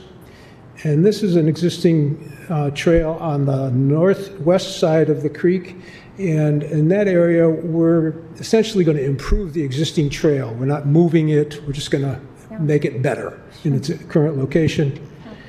And then once we get to the wetland, we're going to replace this boardwalk, and that's a little bridge that goes over the creek. There's another one that we're going to replace also. All the new structures will be a steel fabrication, wood deck, steel frame. This diagram represents the trail system. The dark lines that you can see are the proposed trails. I'm not sure if you can see a difference in the width of the trail that's up. Oops, did I move it? I didn't mean to move it. I did it again. I'm not going to move that. There's a trail that runs basically east-west, a little zigzaggy. That trail is proposed to be 10 feet wide. It's that width because the Public Services Department wants to be able to drive their big vacuum truck on that. And then to allow them to clean out those manholes. And then the rest of the trail is designed to be 6 feet wide. And the intent is that they will drive their big vacuum truck to the intersections of where the loop trail goes further to the north, stop there, then they have a machine that they call an easement machine. That's basically a big hose reel, motorized hose reel that they can drive down to the manholes. The manholes are the red dots that you see, and there's actually a sixth one, I think it's six, the sixth one that's just off the map to the lower left. So we're trying to get them as close to those manholes as possible, with the exception of the one up in the upper right-hand corner. They can access that from Nazareth Road. That's their intent. The rest of them, we're trying to get those, the trail is right to those manholes, and that's a main driver in the layout of the trail system, as well as the universal access and very low slopes. Yeah. The natural features inventory identifies the steep slopes. I don't think I'll bother to try to point them out, but there are a few areas that we are touching some protected slopes. Our intent is to do that as gently as possible. Wherever possible, our trail will follow the existing grade and will have gentle side slopes. That's just a little bit larger look at the portion that's actually in the city.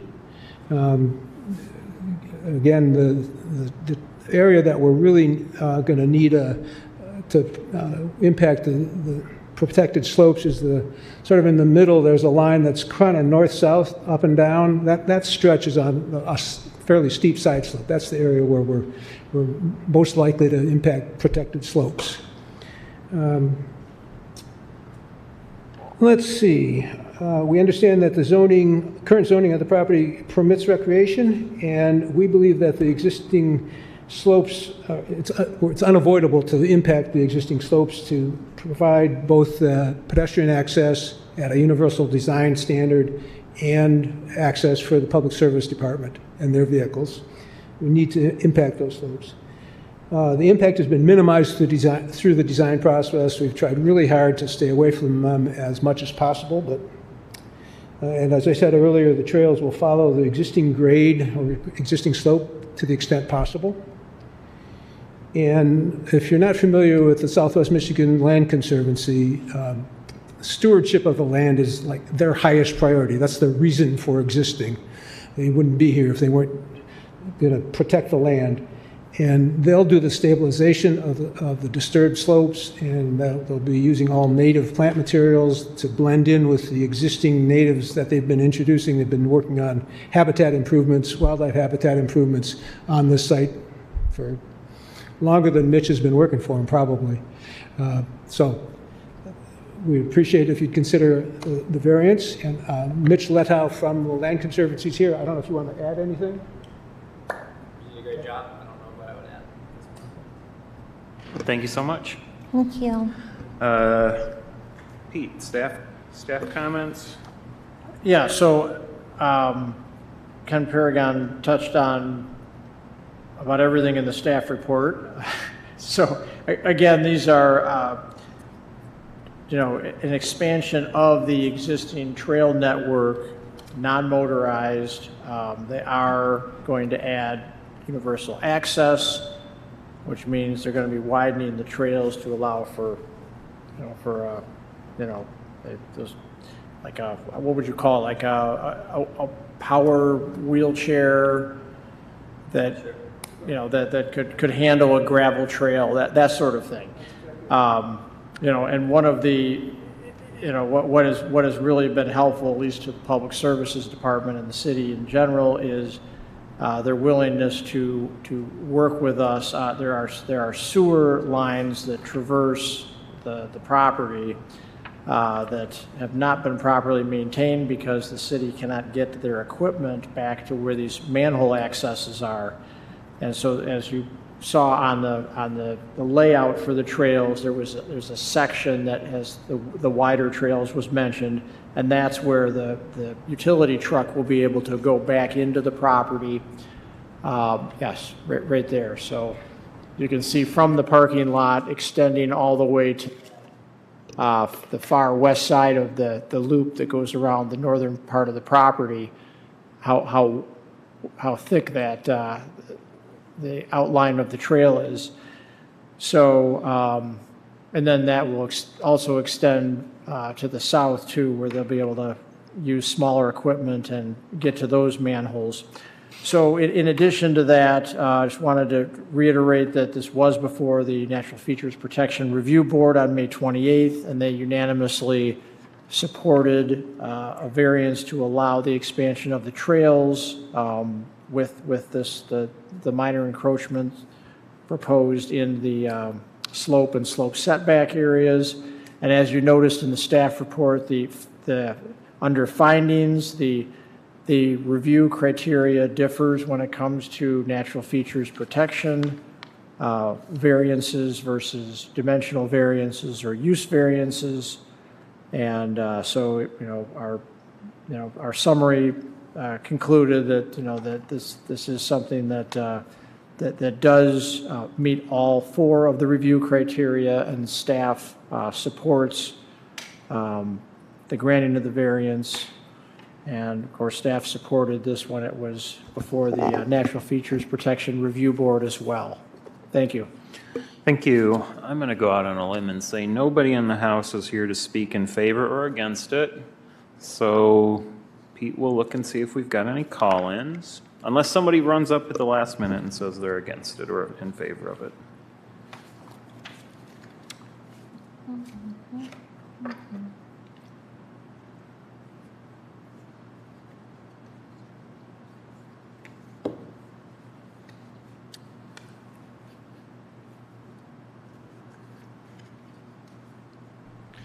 All right, I'm checking on.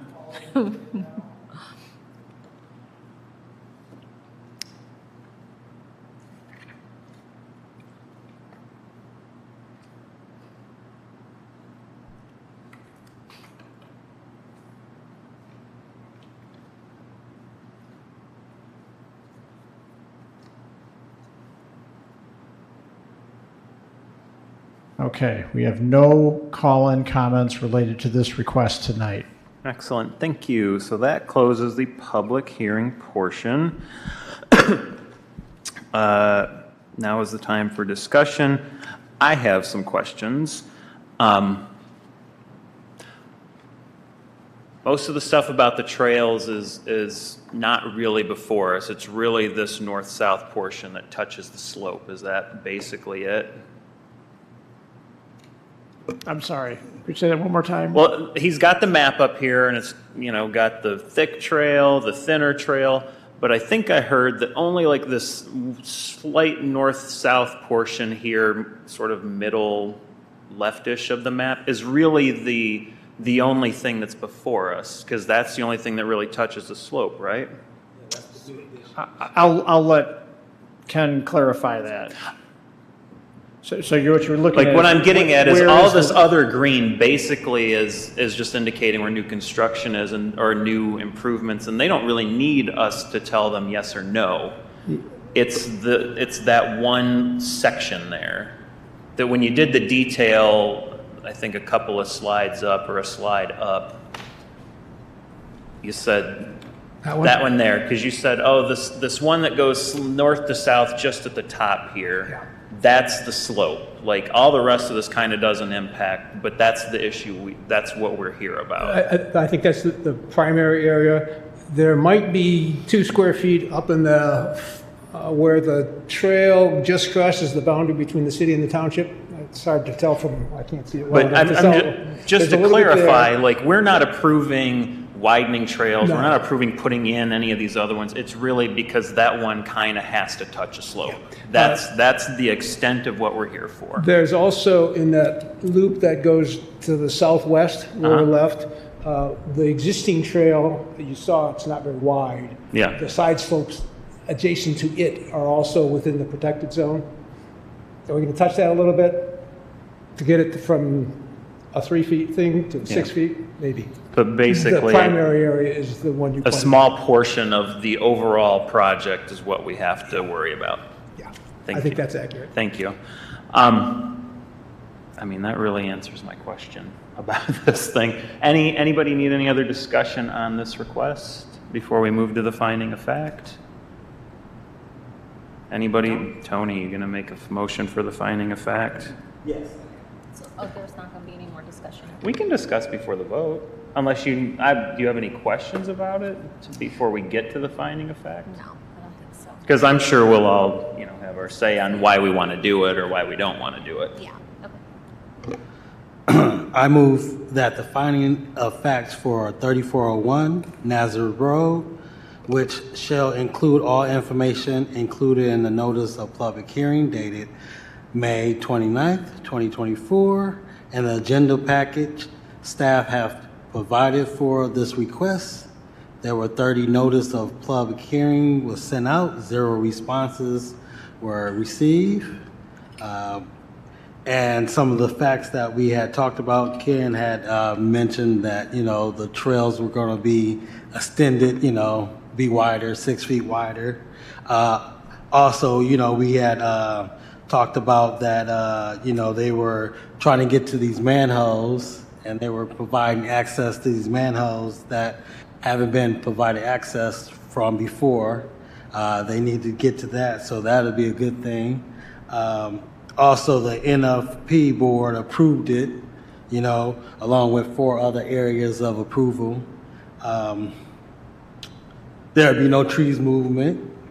I seen that. There'd be coconut mats and all that stuff provided for seeds and all that stuff for native stuff to be moved back in, so everything's gonna be kind of the same as it was before. I think that's about it for the moving of the facts. Somebody second that, please. I second. Any discussion on the finding of fact? No, let's take a vote. All those in favor of that as being the finding of fact, please signify by saying aye. Aye. Anybody, aye. Any opposed? No opposed, that passes. There's our finding of fact. Do we want to make a motion on adopting the request? Somebody, and then we can discuss it. I can't move or I would do it. Charlie told me not to. Like moving. I'm going to tell you that again, too.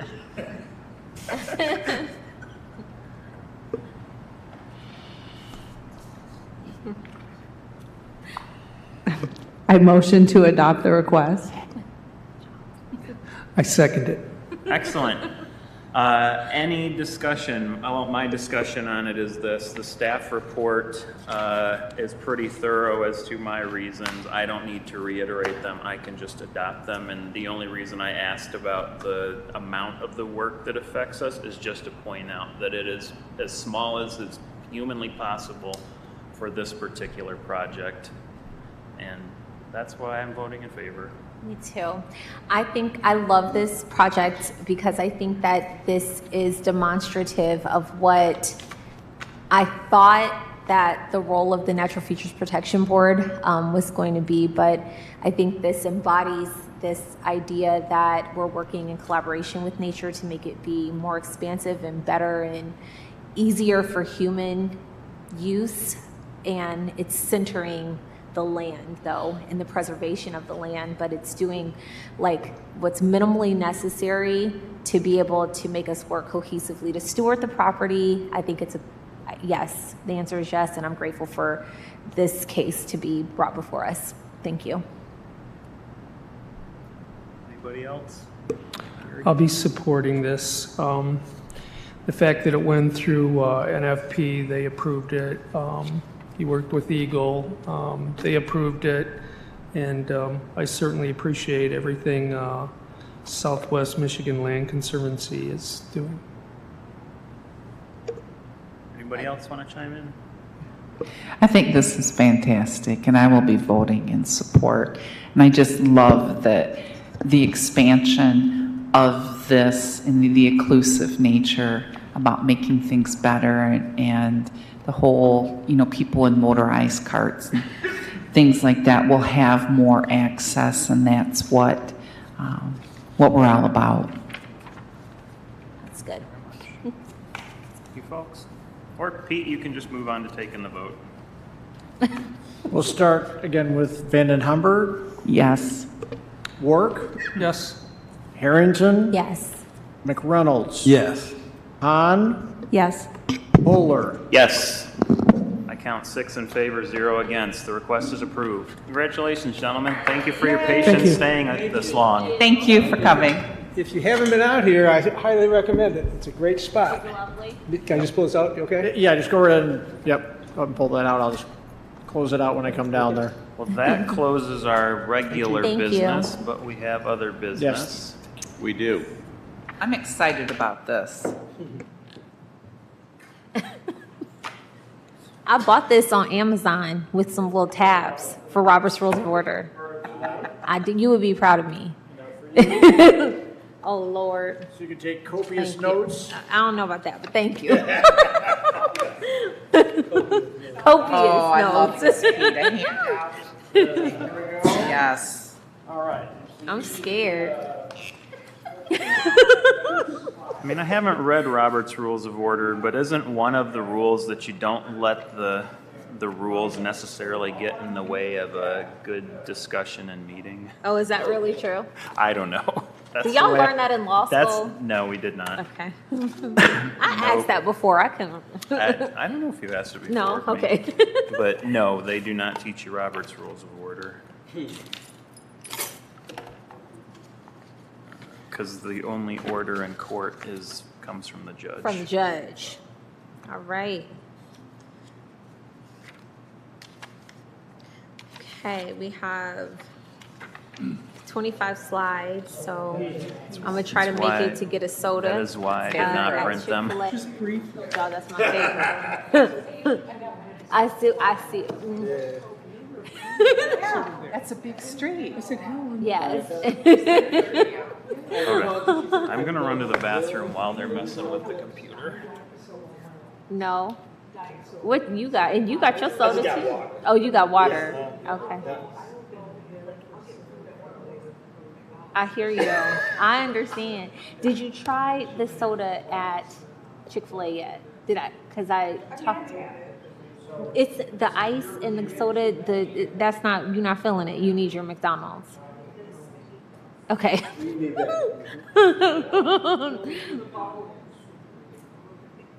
Yes. I know what you're talking about. Yes, it's important.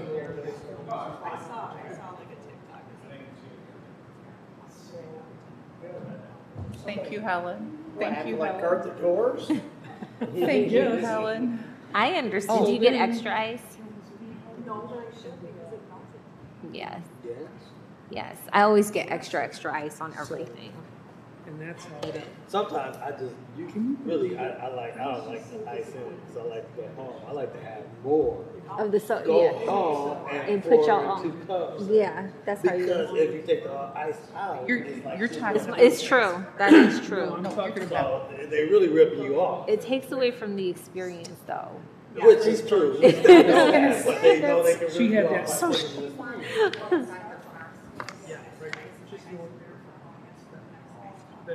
No, see, that's smart.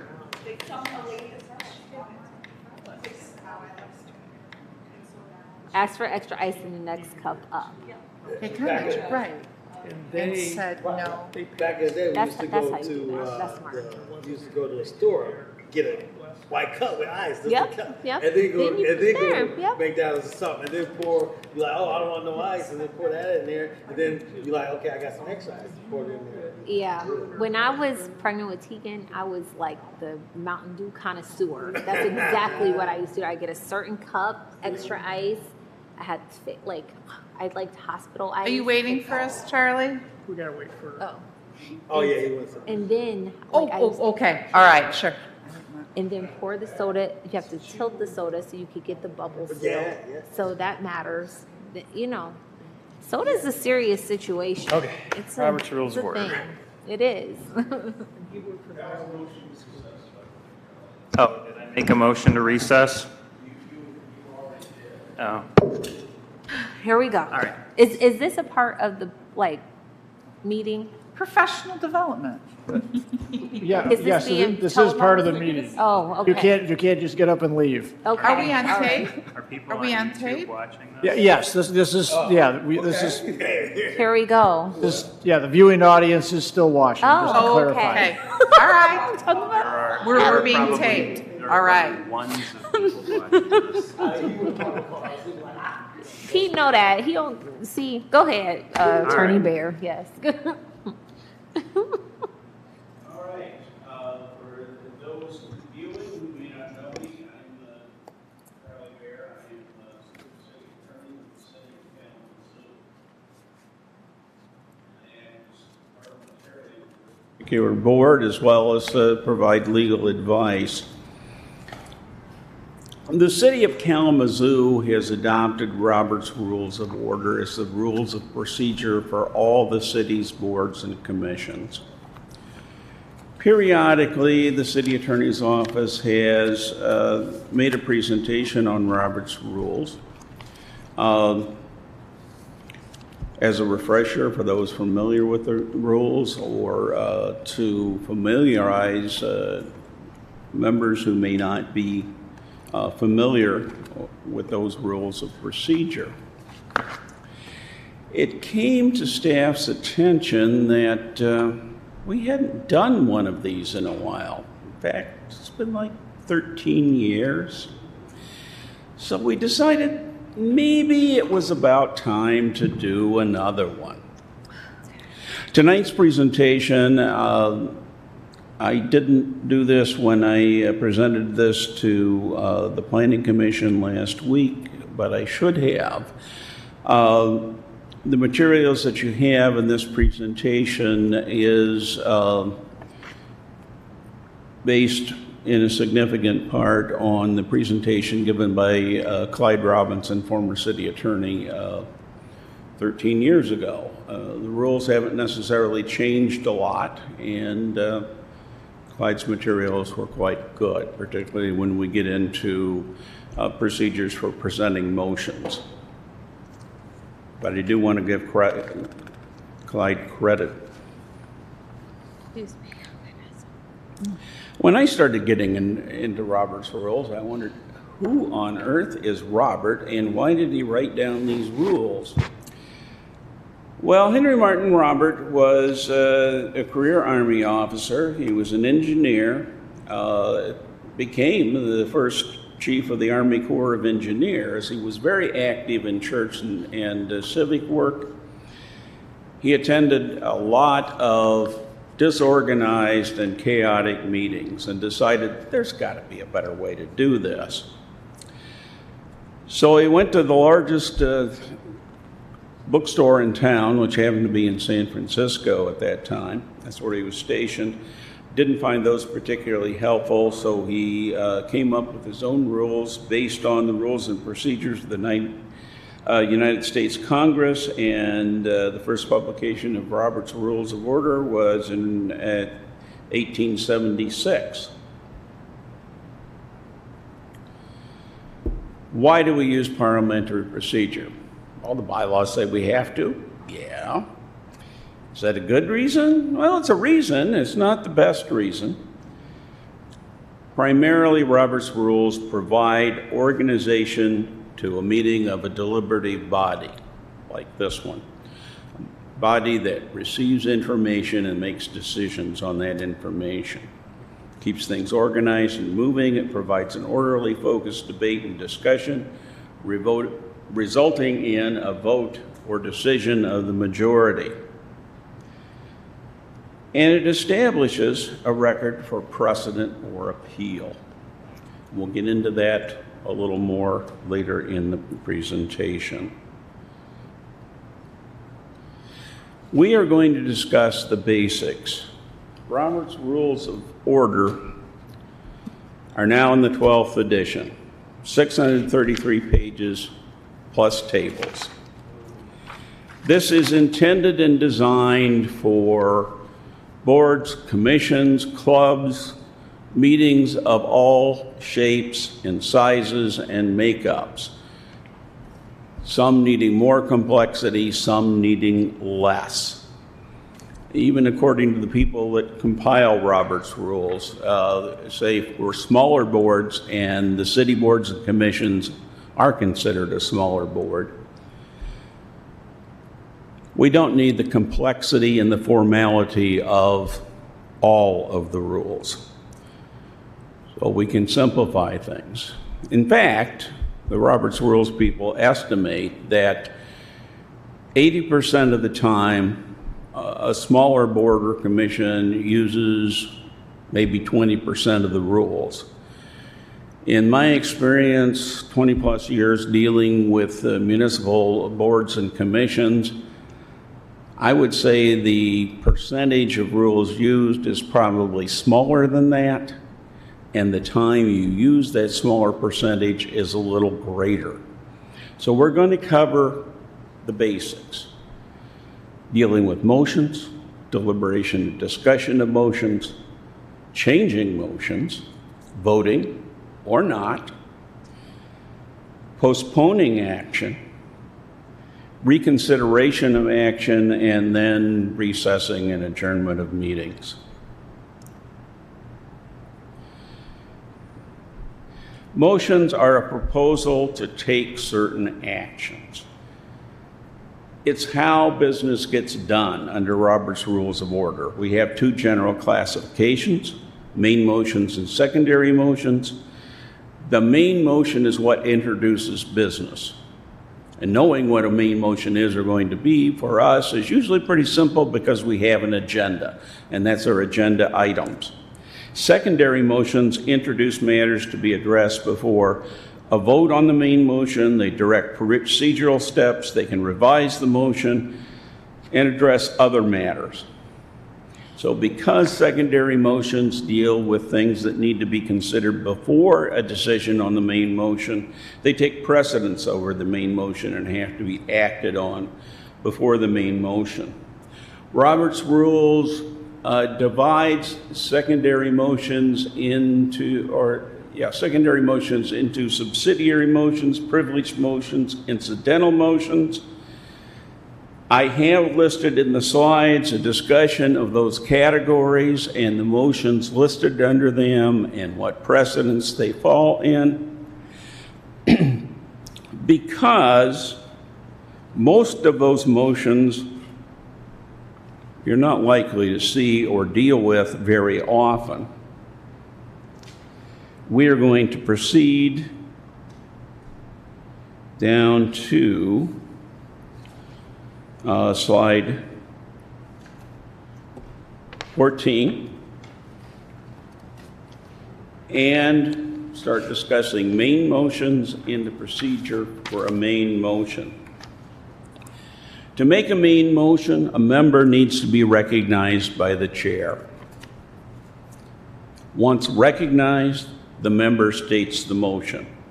So for example, I move that a special use permit as requested by the Smith brothers to operate a kennel for ferrets at 829 West Cedar be approved. Once that's done, another member doesn't need to be recognized by the chair, should say second. If there is no second, then the motion dies. Now keep in mind, making a motion and a second only puts the subject matter of the motion before the board to consider. You're not stating whether you're for it or against it. In fact, you can make a motion to approve a particular matter and then vote against it. You can second it and vote against it. You're simply getting that topic before the board for discussion. And you say second, you don't say support, because that implies agreement to the proposed action. If you want to support a matter, you vote for it. As we have discussed, as Joe mentioned earlier, the chair does not make motions, but can request or suggest a motion. For example, the chair will entertain a motion to whatever the appropriate motion may be. We always want motions to be stated in the affirmative, so that a yes vote approves or authorizes something. So, for example, if our example motion here, that a special use permit be granted, if that was to say, I move that a special use permit be denied, and the vote on that motion to deny the special use permit failed, what's happened? Nothing. The motion has not been denied, it's not been approved either. But if we state that in the affirmative, as I've stated here, that it be approved, and passes, then the special use permit is approved. If the motion fails, then it's denied.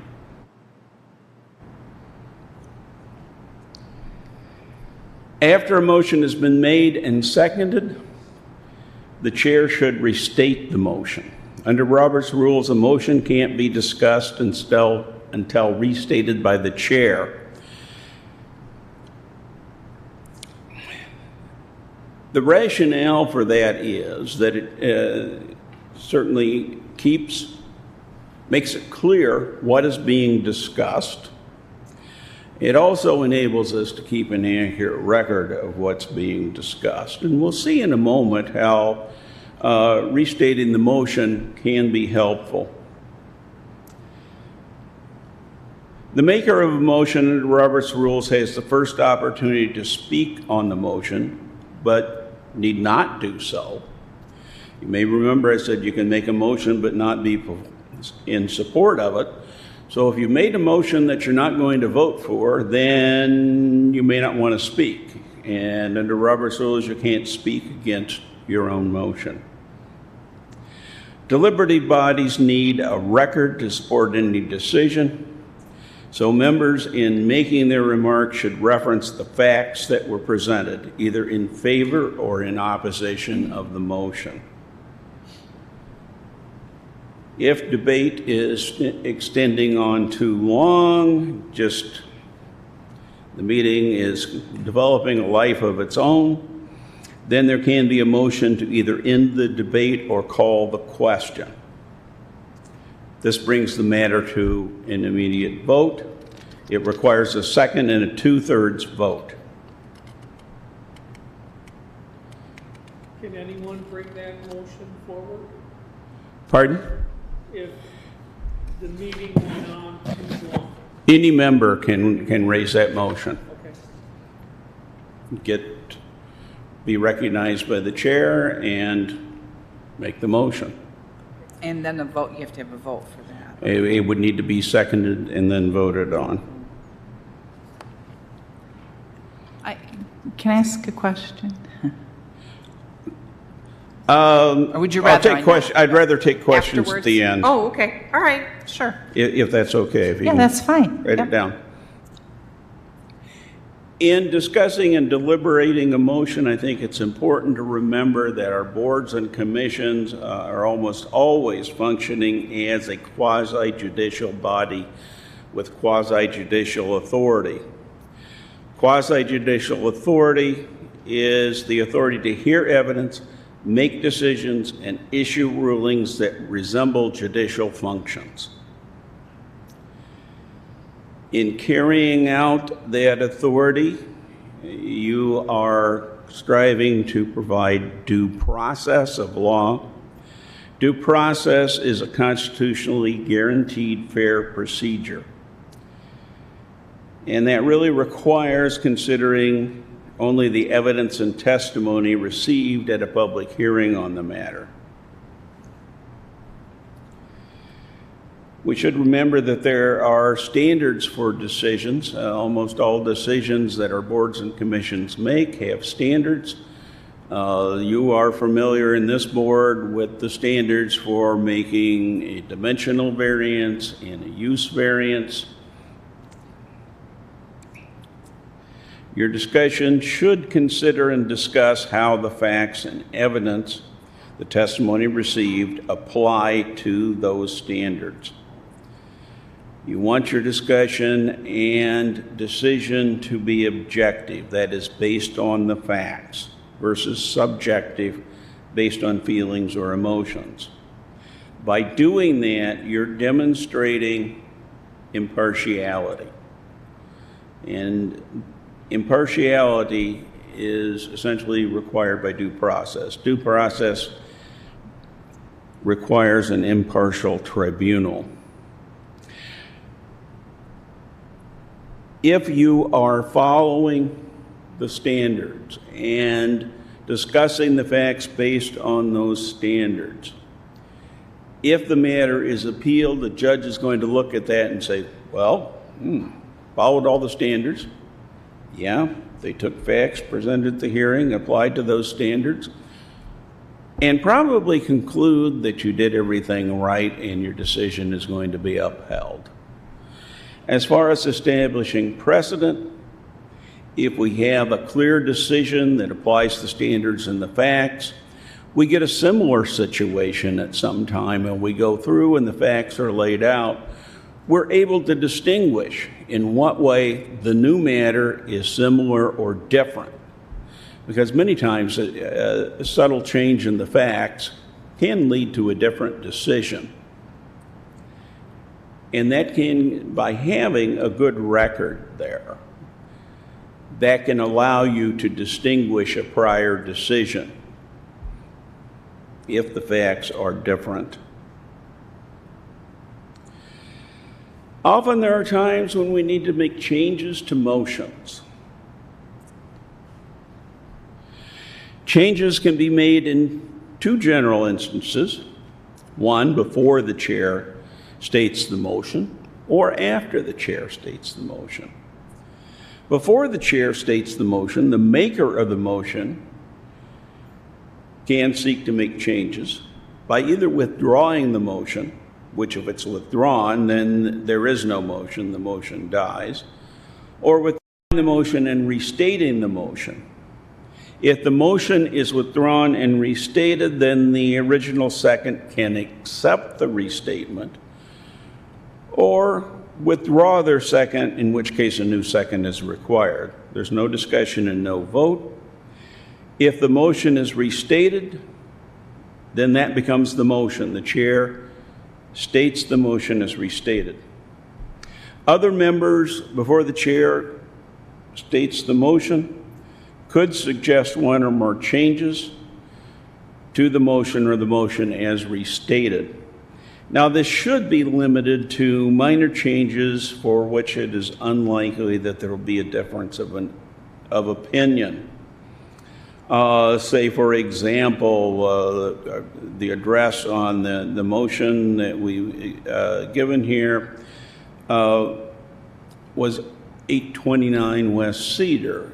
If the person making the motion misstated that and said 819 West Cedar, that could be a basis, certainly, for this kind of motion. We had an example tonight where we were clarifying who the owner of the property was. Again, that's was a relatively minor change for which there was unlikely to be any difference of opinion, and there was no difference of opinion. So there we certainly had the person who made the motion and the second approve it, and that proceeded on. The maker and the second, as I've stated, have to approve the change. If the second doesn't, then you need a new second, no discussion and no vote. And if the changes are accepted, that becomes the motion.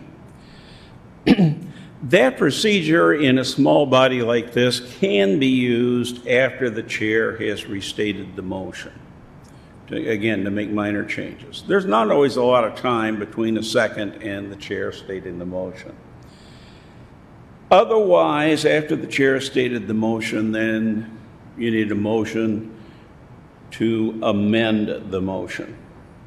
To amend a motion, a member once recognized by the chair should state the proposed amendment, as in, I move to add the words "and mink" after the words "parrots." If the amendment receives a second, this becomes the matter under discussion. Motion to amend is a secondary motion that takes precedence over the main motion. The chair should restate the amendment, and the maker of the amendment has the first opportunity to address the proposed amendment. A proposed amendment can be amended. So another member may move to amend the proposed amendment, as in, I move that the word "mink" be replaced by the phrase "other members of the weasel family."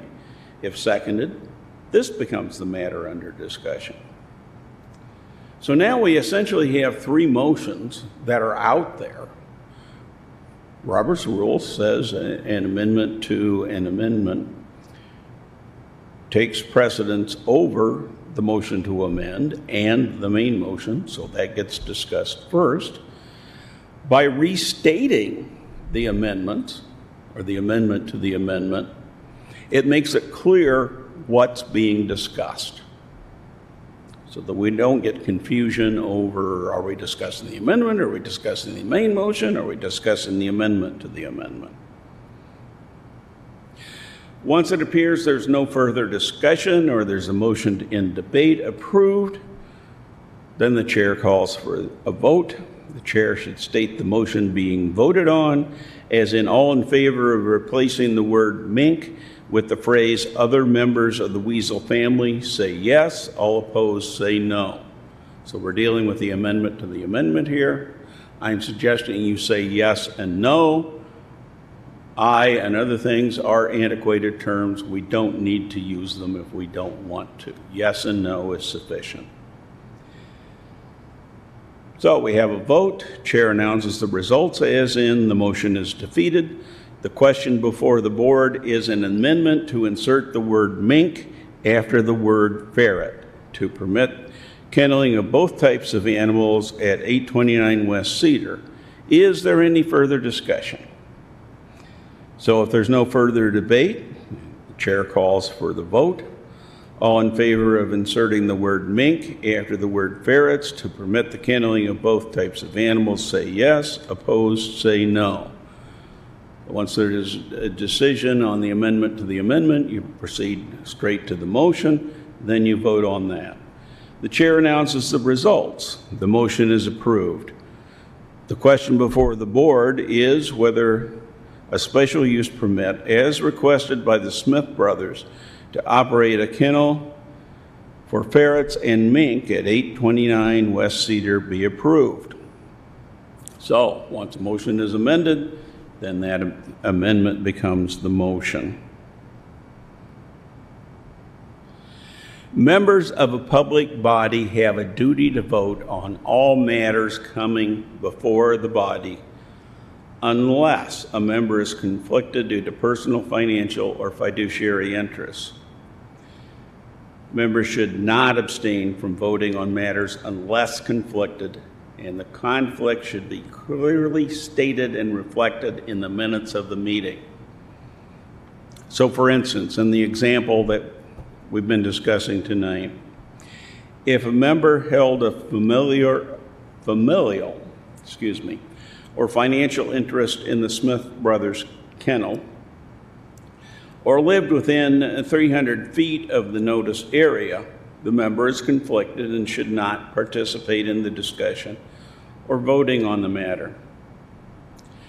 Some attorneys advise conflicted members to leave the dais or the room. There's no legal authority requiring that step. I have sometimes requested that. Rather than remaining on the dais. You can remain on the dais. My advice is if you are conflicted and do, put on your best poker face. Because there is a possibility, and maybe that spicy taco you had for dinner before you came in is giving you some gastrointestinal problems. And if you start scowling or frowning, somebody can interpret that as trying to influence the board. You might think that's remote, but it's incredible sometimes the arguments you can see on appeal, how somebody's trying to be biased or influence the board. So we want to appear unbiased. We want to be unbiased. But appearances are important. If you think you may have a conflict, you can certainly contact staff, Pete, or myself to discuss that ahead of time, and we can resolve how to handle that. Sometimes it may not be an actual conflict, but you may just feel, for appearance sake, you would prefer to abstain, and that may be appropriate. Sometimes there's a desire to put off a decision to obtain more information, or because of uncertainty, the impact the decision may have on the neighborhood or community, or perhaps other reasons. That is done if we're putting something off to the next meeting by a motion to postpone. It is not done by a motion to table. In my opinion, a motion to table is the most misunderstood and misused motion in Robert's rules. The motion to table is intended to simply put something off until later in the meeting. So if some matter comes up that, hey, the motions we have pending, we really need to decide this before we decide a main motion and any related subsidiary or secondary motions, then you motion to table that matter. Later on, you decide to consider it, then it would be a motion to remove from the table. The motion to postpone must indicate when action on the matter will next be taken up, as in the next meeting or after a certain described event. It requires a second and a majority vote. It is debatable. There is also a motion to postpone indefinitely under Robert's rules, and that you really shouldn't see. It's not appropriate for deliberative bodies because there is a duty to act on matters coming before you. And essentially, a motion to postpone indefinitely just kills the matter because there's no time specified to consider it. There can be instances where a member may have been confused or decides to change their vote. In that case, they can make a motion to reconsider. That should be made as soon as possible while there's no other matter pending before the body.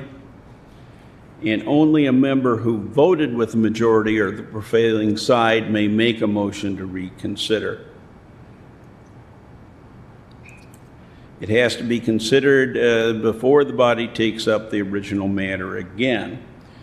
It needs to be made on the same day as the vote to be reconsidered was taken.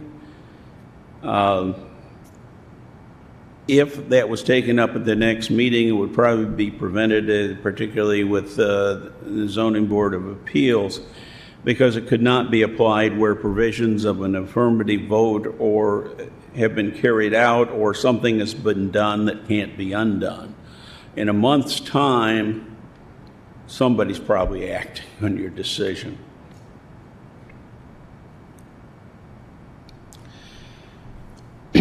Motions to recess or adjourn are the highest ranking privileged motions. They suspend or terminate the meeting. They require a second, but are not debatable, but a motion to recess can be amended rather. For example, changing the time when you will reconvene.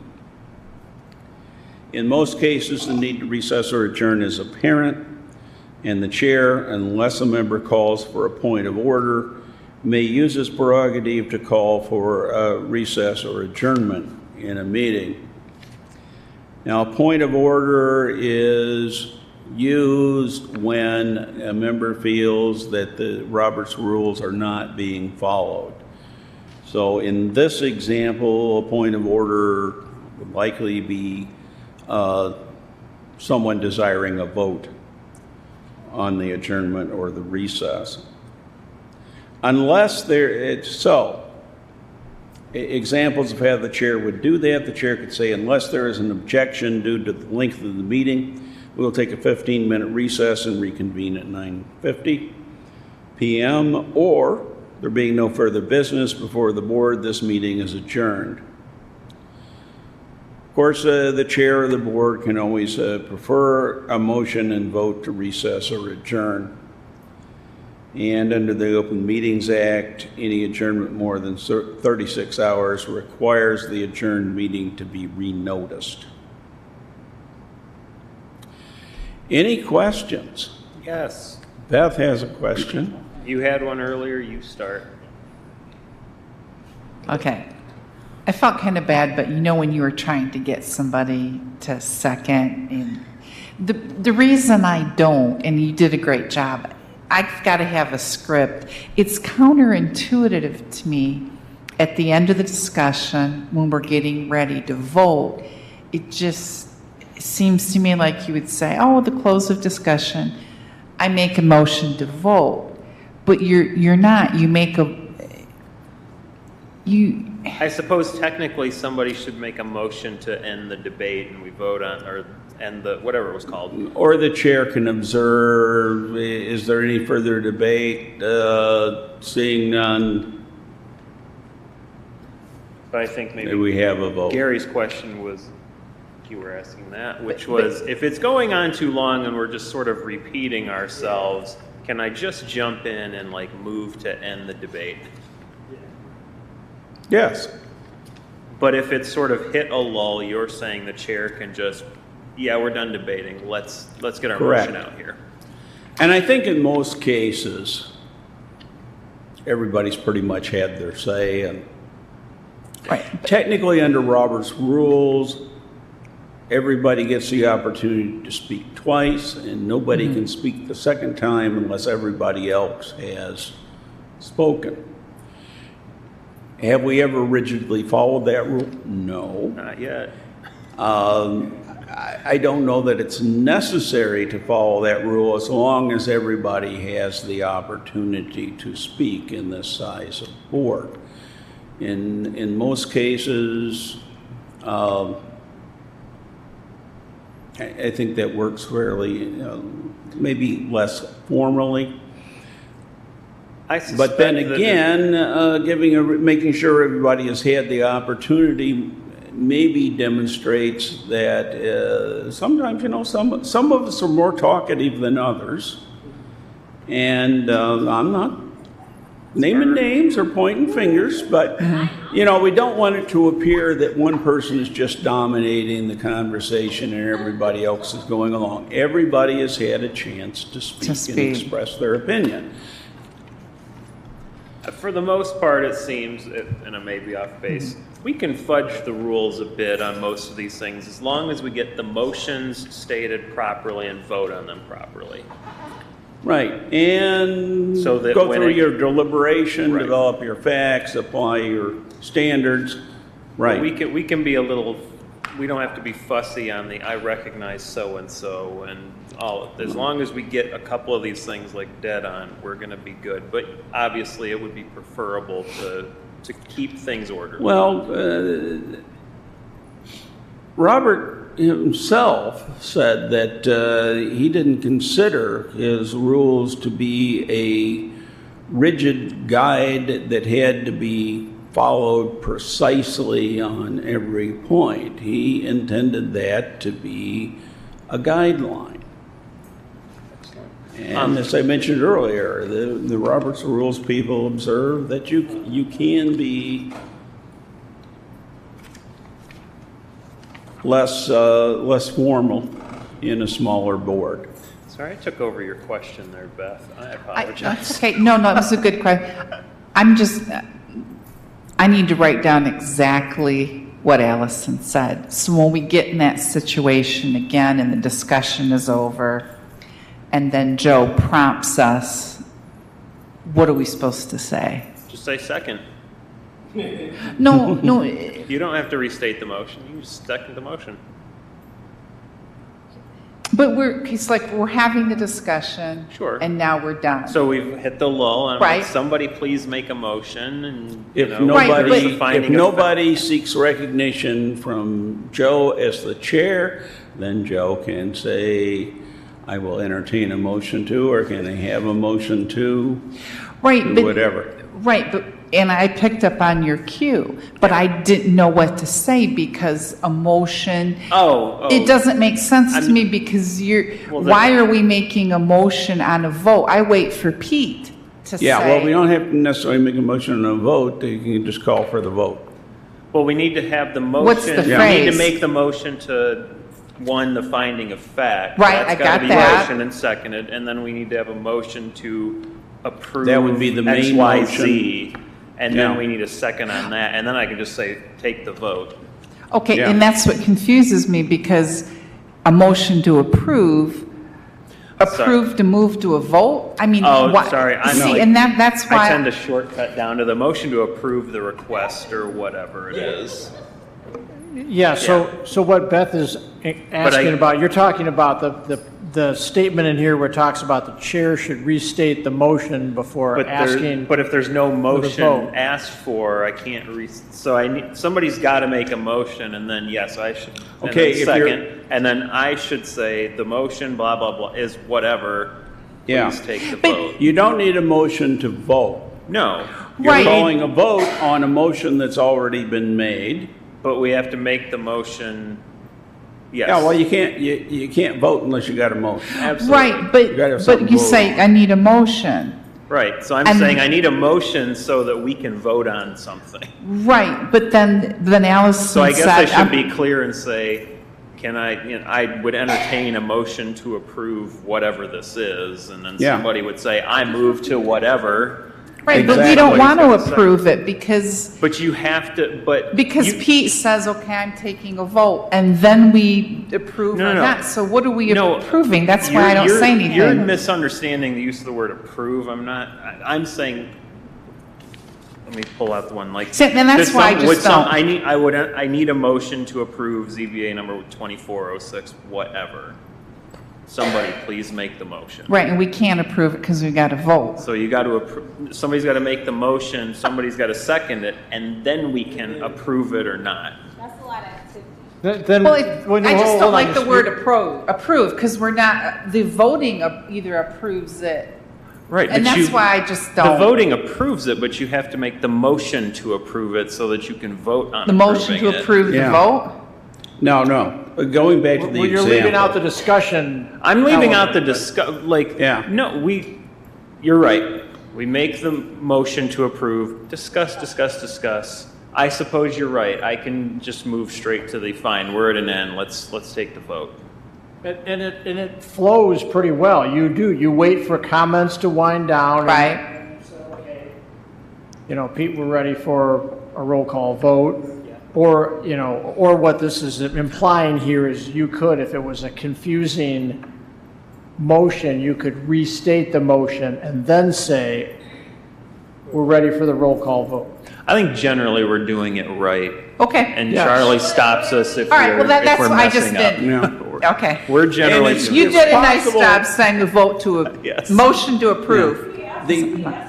Sorry, somewhere it was a long discussion. That's okay. The We got it. example of motion we used here is fairly simple and straightforward. So Motion that to you can approve. restate. Sometimes we have a longer, more complex motion. Last one. So it is possible to have the secretary or staff state that for you. So a chair can't make the motion in general. Can he second it? Or she? Can't second it either. Okay. That's got to be from the membership. This is more of a technical issue. So I get the non-voting for conflicts of the familiar or financial, but it specifically says or lives within 300 feet of the notice area. Yeah. What is the legal basis of that? Is that like in statute or something? That is in the statute. That is the notice area Okay. or variance. Those are It so directly that's been the- affects you if So you're if in that. my, Yeah. okay. The idea is to notify the Got people some of that them. are most directly affected and might be interested. So I For can't sit or up, against so I that. could, so for instance, if my neighbor wanted something, I shouldn't sit up here and participate in this discussion, but I could trot down there and say it You from could. over there. If you sit up there, then you're going to just be quiet and keep. But the I need to poker sit face on. over there or Or you whatever. can come and- down here, but you would need to announce, well, this is my neighbor and I am going to abstain from voting. Okay. I'm curious about the reconsideration piece and what, we always say this on this board about the president also. Like, oh, we're setting a precedent and we don't want, Attorney Bear to have to go and represent this in court. Can you talk about that a little bit more? Like the reconsideration, it said that you have to wait, like it has to be before the vote, you can reconsider. Like, what's your timeline on that? And what if somebody wants to reconsider some stuff that they voted on a year ago? Like, what's the process That you for can't that? do. You can't do, okay, so talk Even about. at the next meeting, you can't can't do it. reconsider. It Yeah, has to I be at heard the you. same meeting. Got it, I heard you, but what, You get into detrimental reliance issues? Where Well, once it- they leave with their approval, they start spending money, you can't take it back. Yeah, and there would be, or certainly could be a legal detrimental reliance issue there, arguably, but, and Robert's rules say, and I think for good reason, that if action's been taken, then you cannot reconsider. You can't reconsider. Okay, well, all right. So if you think you're going to have second thoughts, you should vote no. Yeah, and it's just one interjection. It's also spelled out in the rules of procedure for the ZBA, that reconsideration process. Okay. So it's clarified right there. If you- Where's that at? In the rules of procedures, the last page. The rules of procedures on the last page, that thing you gave me, that binder. Yeah, Okay. I mean, I can recirculate a Yeah, copy to that'd be everybody. great. Thank Okay. you. I'm I'll do curious that. to know about that. Thank you. Yeah, they should have that, Pete. Yeah, Absolutely. thank you. If it's in Yeah, I the- think he gave us he was good. He gave us a You're good making binder. it seem like it was like this. She's like Well, two Big Macs. the binder. 2 Big Macs. Because wait, leave me alone. Thank you. Thank So you. I do have one last slide. Yes, sir. And that is regarding resources. And we have pictures of the official publications up there, the 12th edition, which I showed you. And then there's the Robert's Rules of Order in brief. I have found that there are lots of other publications. Those are usually older editions that the copyright has expired on, and they tend to be in older, more archaic language, and I found them a little more difficult to understand than the official editions.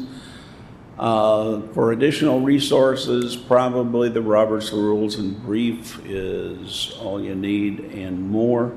There is a Robert's Rules website, and that has questions and answers, and you can post questions there about parliamentary procedure. And we have provided you some cheat sheets. Those are in your folders that That's really can be helpful. And always ask questions. Absolutely. How do I do something? Well, that's part of what I'm here for during meetings. Did not realize. Thank you, Charlie. I did not realize it was Thank you. 600 pages because I feel like I've only ever seen like a real skinny volume of it. That's probably the in brief. I got the thing on Amazon, and they have it breaks it down, so it's more palatable for the humans. It's a study guide. I'm not interested in reading 600 Quick guide. pages of rules. Thank you. Thanks, Charlie. Are we? Can I you guess do we're that? we're do that. Yeah. here. We're Thank officially you. adjourned. Yes. Good meeting, everybody. We heard about Beth and her coffee and her dog. Right. Good meeting. TD, let's go. Where's Mushi? There's that access road that they tried. Go into detail about your coffee. I kind of chuckled.